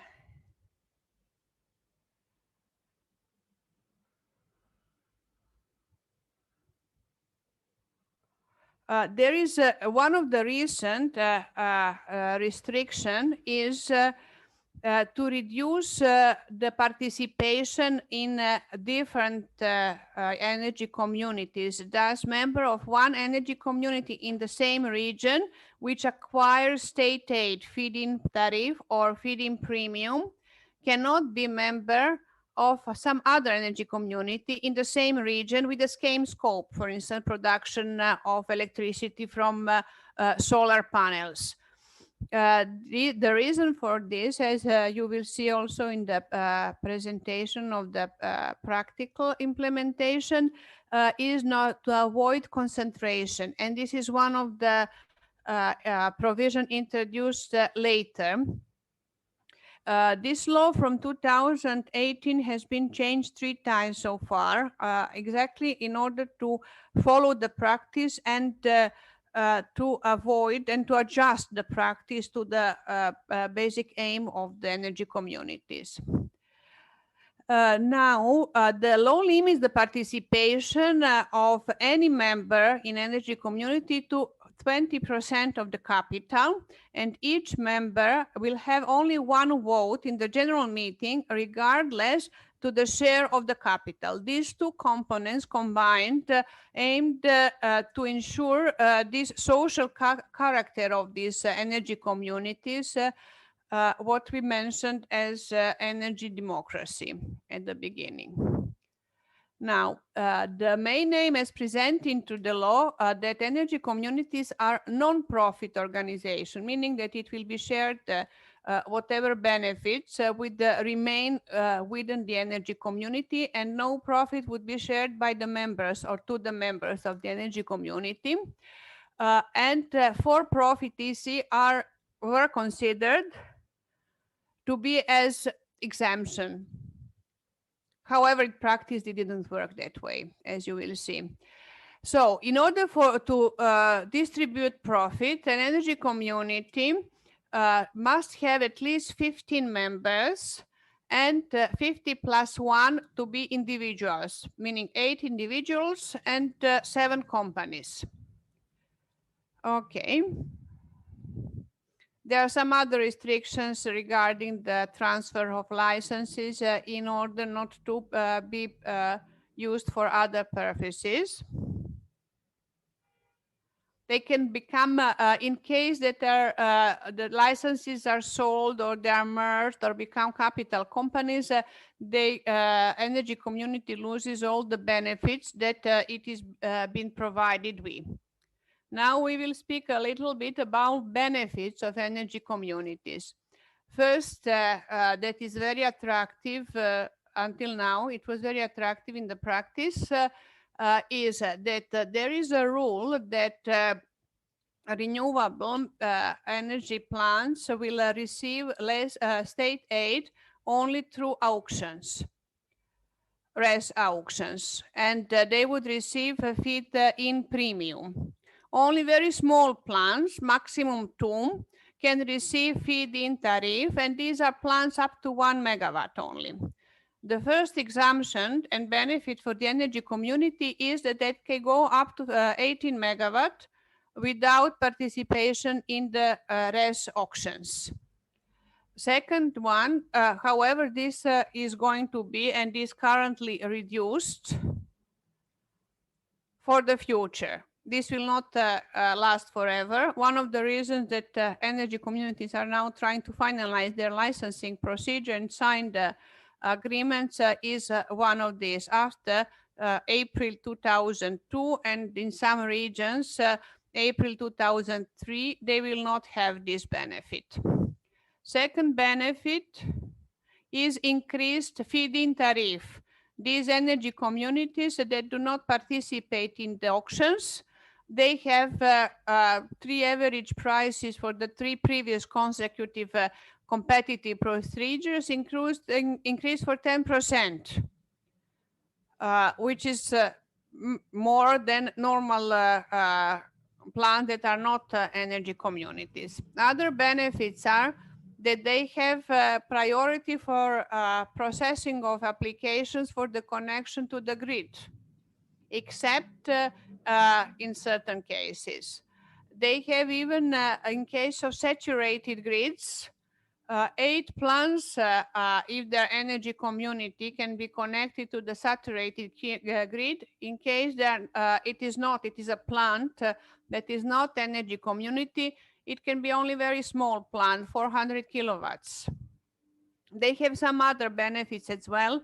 Priority for processing of application for production license, environmental approvals, reduced fees for joint representation of the market, bank guarantees, and so on. All these benefits that I have mentioned make them quite attractive for companies as well. Now we will see about the implementation. The law from the very beginning, it has been announced a year or 2 ago, before it was implemented. It attracted attention because of the benefits of the energy communities. So this law and the energy communities are massively accepted and developed in various prefectures of Greece. I have collected some data to show you this. For instance, according to data of December 2020, there were 400 energy communities registered in Greece. Their number of members varied from 5 to 150 members, but most of them, 75%, had 10 to 20 members. Most of them were gathered in electricity production, solar, and most of them were profit. Now, more recent data in July 2021 by the distribution network operator that altogether there were 1,500 applications for the connection to the grid, and for total on 1,200 megawatts. But only 30 of them have more than 60 members or local authorities as members. Okay, now, altogether from the establishing of the law until July 2021, 1,070 energy communities were established. And so far, 432 plants have been built with capacity 300 megawatts, because a lot of them have not finished the licensing procedure and the construction phase. Now, problem with this law and implementation is that in practice, companies, profit companies, are more active when to grab the opportunity and to develop projects. So there is a risk that there are Greek or foreign investors behind local legal entities. This is something that has been largely discussed in Greece, and certain measures have been undertaken with all the amendments of the law that I have mentioned in order first to discourage them, to take them, to limit them in case of participation in more than one energy community, because frankly speaking, 18 megawatt is not so attractive. It is only one time 18 megawatt for an investor. Further adjustment of legislation has been announced, as well as increased control in order to prevent such behavior of profit legal entities, investors for these energy communities, thus changing their scope. The conclusions are that energy communities are great opportunity for development of RES, particularly on the local level. They can help reducing the cost of electricity for consumers, which can be really low for the members of households, members of the energy community. They can earn some profit, they can compensate the profit and production. It is good for promotion of RES renewables, because it is not always well accepted in local communities. Here, there in some regions of Greece, there are actions organized by the local communities against implementing and installation of wind or even solar energies in their regions, and they are strengthening energy democracy. Now, there are obstacles, apart from the obvious, which I have mentioned before, that we have foreign investors using energy community as a tool to achieve some advantages and benefits. There are some other, for instance, the issue of bankability of RES. Banks are not, or were not, to start with, so keen to well, probably they're also used and more reliable, and they speak on similar terms with energy companies, profit companies, than with associations of individuals. This is where the state, member states, and local authorities should encourage creation of the state communities, and also addressed all the obstacles, or some of the obstacles.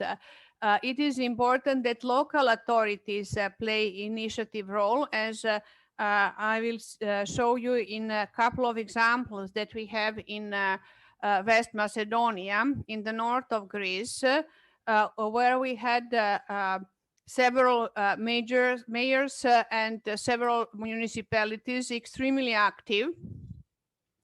And these are genuine, so that we say these are genuine energy communities that are completely, fully within the scope of what we had. For instance, they have established 166 energy communities.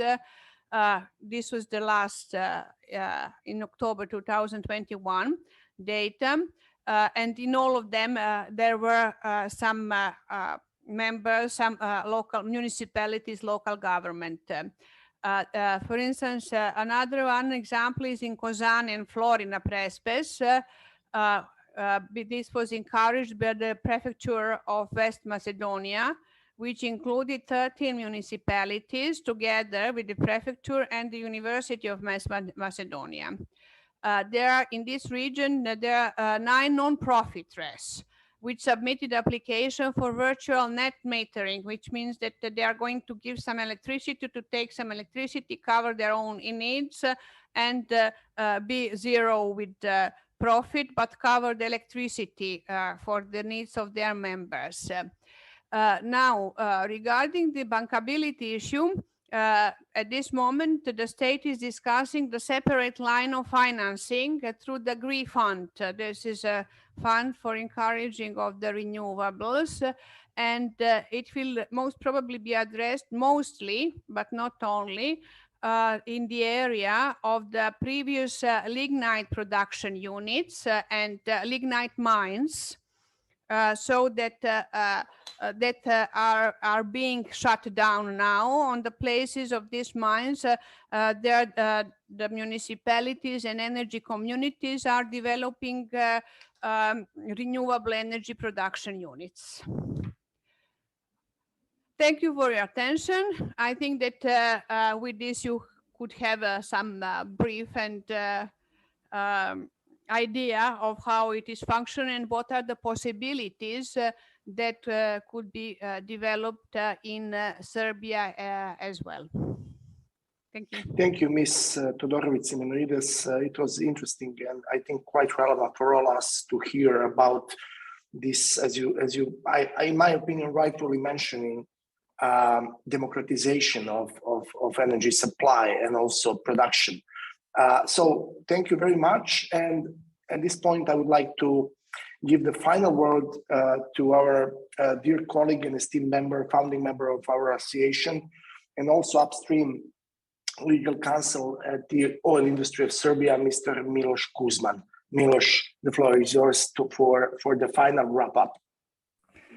Many thanks, George, for a nice introduction, and thank you for guiding and leading us through these challenging topics. And I'm really, really pleased that you are back work-wise in the energy sector, while I know that by your soul you were always there and you will be. Thank you very much. You're welcome. Because like the majority of our participants in the conference are from our region, I will switch to the local language, I will say. And u tom smislu bih počeo sa sumiranjem današnjeg dana i imali smo prvog govornika danas, imali zadovoljstvo da čujemo gospodina Ilića, pomoćnika potpredsjednice Vlade Srbije, koji je zapravo dao vetar u leđa nama pravnicima u energetici i cijeloj ovoj konferenciji, pomenuvši razvoj zapravo konferencije od Montreala Ujedinjenih nacija o klimatskim promjenama, kako je to zapravo išlo do sada i ciljeve koje u tom smislu energetika mora da postiže, trebalo bi da prati i čini u međuvremenu. Na kraju svog izlaganja on je rekao da nas čeka zapravo velik posao i poželao nam sreće u tome i zahvaljujemo mu se na dosadašnjoj saradnji. Mnogi od nas članovi UPES-a i ne članovi sarađuju sa Ministarstvom energetike uspešno godinama, pogotovo vreme kada evo ove godine imamo usvojena 4 nova zakona iz oblasti energetike i mnogo posla na podzakonskim aktima, tako da sreća će nam biti potrebna, veliko znanje, stručnost i dosta vremena da to što pre završimo i krenemo da sprovodimo. Kada govorimo o gospodinu Lopez Ibormajoru, koji je bio naš drugi govornik, on je ponovo kao i prošle godine istakao multidisciplinarnost prava energetike. Ovog puta svetlo je bacio na klimatske promene i govorio je o 4. paketu. Znači, njegov fokus jeste bio u tome, i ne samo njega, nego govornika koji slede, na 4. paketu. Znači, mi treba što pre da izvršimo potpunu implementaciju 4. energetskog paketa Europske unije.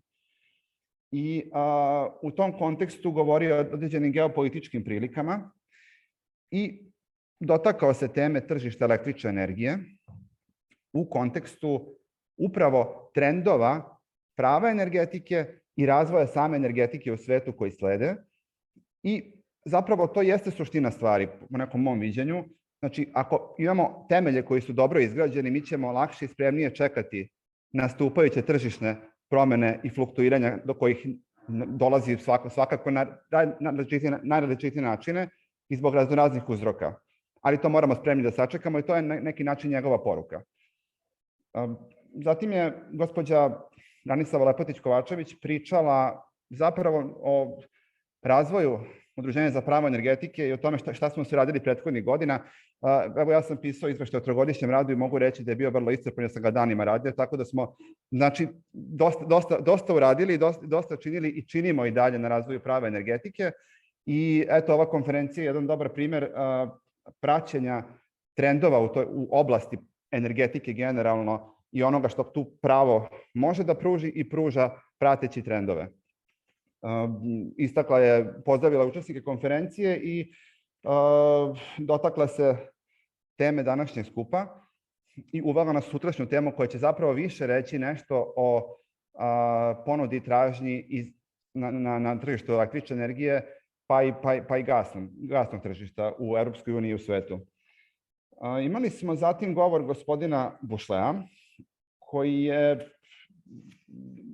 sumirao u najvećem dijelu svoga govora zaključke Ministarskog saveta energetske zajednice koji je održan u Beogradu pre nekog vremena.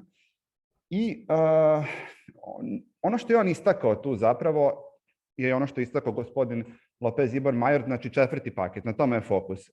Energetska zajednica je osvojila 4. paket i mogu reći da to što je energetska zajednica to sada uradila nije spriječilo Republiku Srbiju da ova 4 zakona koje su usvojene ove godine, a i mnogi države u regionu, već implementira značajan deo tog paketa u svoje propise i da na tome konstantno radi. Drugi zaključak koji on istakao, koji je bio na tom savetu, su usvojene smernice o dekarbonizaciji. I mislim da je to upravo jedna stvar na kojoj treba da se fokusiramo. Znači, možemo imati planove, možemo imati smernice, hajmo da ih pratimo. Hajmo da se potrudimo da zapravo ono što smo doneli na čemu radimo, da to bude svrsishodno i da bude koliko toliko u zadatim okvirima vremenskim urađeno. Ono što je zapravo na kraju rekao gospodin Bušlej, pričao je zapravo o nivou ambicije koji moramo postaviti ispred sebe. I to je vrlo bitno. Znači, mi možemo imati želju, ali i ambiciju, ali opet i mogućnosti su tu koje diktiraju sve te 3 stvari da budu zajedno povezane i da idemo napred ka nekim ciljevima koji smo sami sebi postavili. Jedan zaključak gospodina Bušlea bi posebno istakao, a to je da je njegov poziv zapravo javnim kompanijama u regionu, odnosno njihovim ljudima koji su na čelu tih javnih kompanija, da zapravo se potrude da u što kraćem roku spoznaju sve ovo o čemu mi danas govorimo i mnoge druge teme iz oblasti energetike, kako bi što uspešnije te javne kompanije uveli u proces energetske tranzicije i nastavili da ga vode kroz proces tranzicije. Nakon toga smo čuli gospodina Mijovića iz Crne Gore koji nam je govorio nešto o termoelektrani Pljevlja, ali ne samo termoelektrani, ono što je poenta svega je zapravo direktiva o velikim ložištima i njena implementacija ne samo u Crnoj Gori, ja bih rekao i u celom regionu, a to je to da gospodin Vajda koji je pričao nakon toga se na to posebno osvrnuo. Postavljena su određena pitanja i mi možemo vidjeti s jedne strane imamo znači obaveze prema samoj energetskoj zajednici Europskoj uniji, a sa druge strane imamo nešto se zove energetska stabilnost. Ne bih sad uvodio u javni interes u cijelu priču, jer je on prisutan u oba ove situacije koje sam sada naveo, ali ono što bih rekao da vrlo moramo biti pažljivi kada su ove stvari u pitanju, ne samo u Crnoj Gori, u Srbiji takođe imamo, ne bih rekao problem, već bih rekao izazov u implementaciji te direktive, iako smo osvojili potrebne zakonodavne akta, mi dalje rekao bih da energetska zajednica recimo prati situaciju i razvoj u Srbiji po pitanju implementacije toga i opet ću sad preći ono što je rekao gospodin Vajda, ono što je sačekalo sada termoelektranu Pljevlju u Crnoj Gori, na neki način dolazi i u Srbiju i videli smo u prezentaciji gospodina Vajde i rokove koji su, odnosno inicijalne te rokove koji nisu isključivi, ali recimo da su neki inicijalni rokovi koji su postavljeni, znači termoelektranama u Srbiji, da taj prelaz zapravo pređe direktive o velikim ložištima, nakon koga bi trebalo doći do njihovog postepeno pa i konačnog gašenja. Gospodin Vajda je, pored toga što je pričao o ovoj direktivi, najviše pričao o implementaciji drugih direktiva Europske unije zapravo i njihovom donošenju u samoj Uniji i energetskoj zajednici.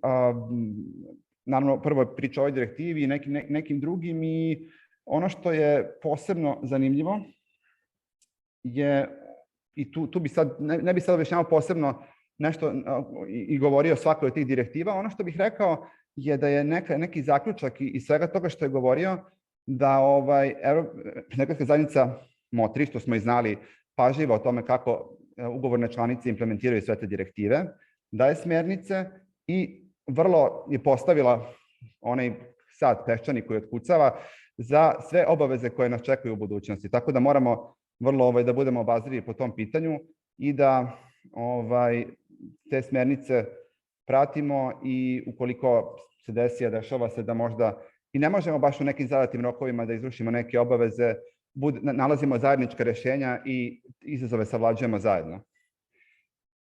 Nakon gospodina Vajde imali smo jednu vrlo zanimljivu, inspirativnu prezentaciju gospođe Todorović-Simeonides, i ona dolazi u pravo vreme, rekao bih, kada je usvojen jedan zakon u Srbiji pre više od pola godine, zakon o korišćenju obnovljivih izvora energije, pa takođe i zakon o energetskoj efikasnosti i racionalnoj upotrebi energije, pošto je tema vezana za oba zakona, a ona se odnosi na energetske zajednice.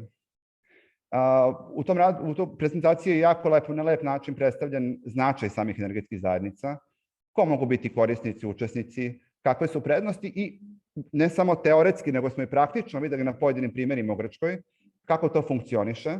Ono što moram reći je da mi u Republici Srbiji još uvek nismo krenuli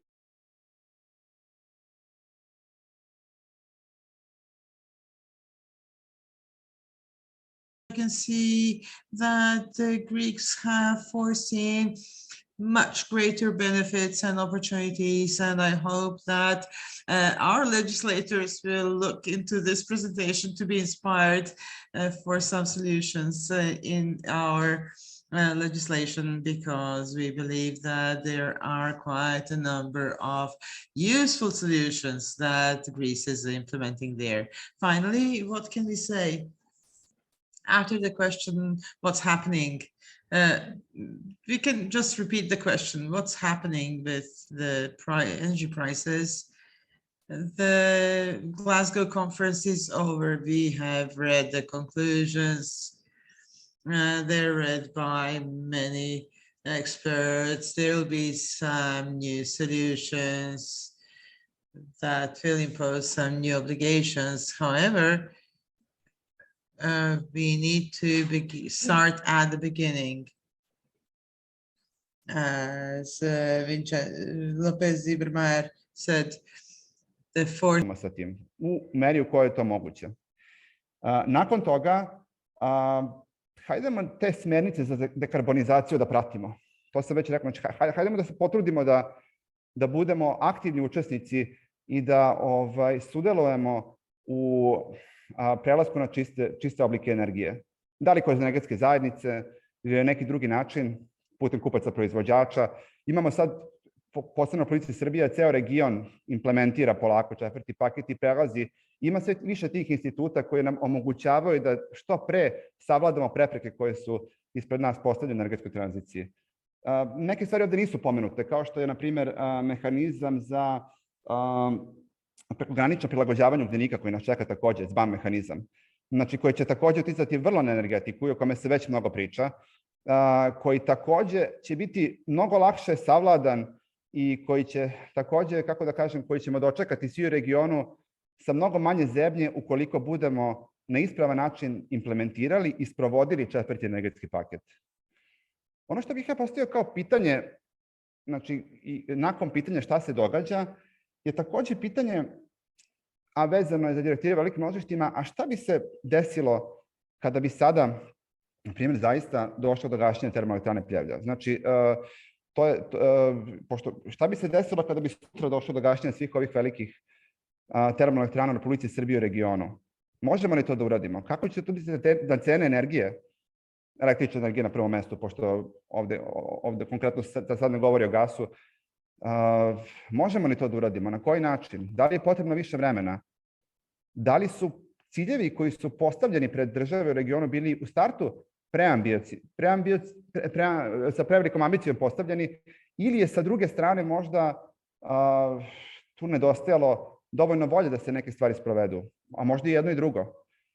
Ali to su sve pitanja koje su više politička i geopolitička. Mi moramo kao pravnici gledati to malo na jedan drugi način. A to je da se potrudimo da ono što mi činimo i radimo u našem svakodnevnom radu, u unapređivanju oblasti prava energetike i energetike u celini, bude pravovremeno, bude kvalitetno i bude na dobrobit svih nas kao građana, da bi što pre, koliko je to naravno moguće, a ne na silu, uplovili u završne vode energetske tranzicije i došli do onoga što svi očekujemo jednog dana, a to je jedan rad svih nas pravnika u jednom čistom energetskom okruženju. Hvala lepo. Divno, hvala puno Miloše. Mislim da je ovo jedan jako dubokoumni, iscrpan, a opet konkretizovan zaključak i naročito pozdravljam što zapravo završamo konferenciju i sa otvorenim pitanjem, jer mislim da postoje mnoge stvari na koje treba zajedno da tražimo odgovore. Tako da puno se zahvaljujem i Milošu Kuzmanu i svim našim učesnicima. Mislim da smo imali jednu kvalitetnu diskusiju i dobre teme. Kao što sam pomenuo, i dalje smo otvoreni za sva pitanja i ukoliko ih bude i naknadno, bit ćemo vrlo voljni i srećni da ih prosledimo panelistima. Mnogi od ovih tema će biti diskutovane i sutra i ja vas sve pozivam da se pridružite i sutrašnjem događaju. Branislava, ja nameravam da zaključimo ovu sesiju, pa bih te možda pozvao ako želiš da daš neku pozdravnu reč. Hvala, Đorđe. Zahvaljujem se svima, zahvaljujem se našim govornicima na otvaranju sesije, Vicenteu i pomoćniku ministarke rudarstva i energetike. Zahvaljujem se svim panelistima, zahvaljujem se našim članovima, Đorđu kao moderatoru i Milošu kao neko ko nam je dao zaključna razmatranja. Ovo je zaista bilo meni veoma interesantno i inspirativno i nadam se da ćemo ovakvim istim tonom da nastavimo sutra, isto sa drugom stranom ove teme, znači cene energije, ponude i tražnje, gde smo sada tu i kao što je rečeno, očekuje se puno posla za nas pravnike, tako da ljudi, šta da kažem, treba da se družimo, da razmenjujemo misli jer biće tu mnogo interesantnih izazova. Zahvaljujem svima još jednom, veliki pozdrav i vidimo se sutra. Ćao. Pozdrav svima, hvala, prijetno.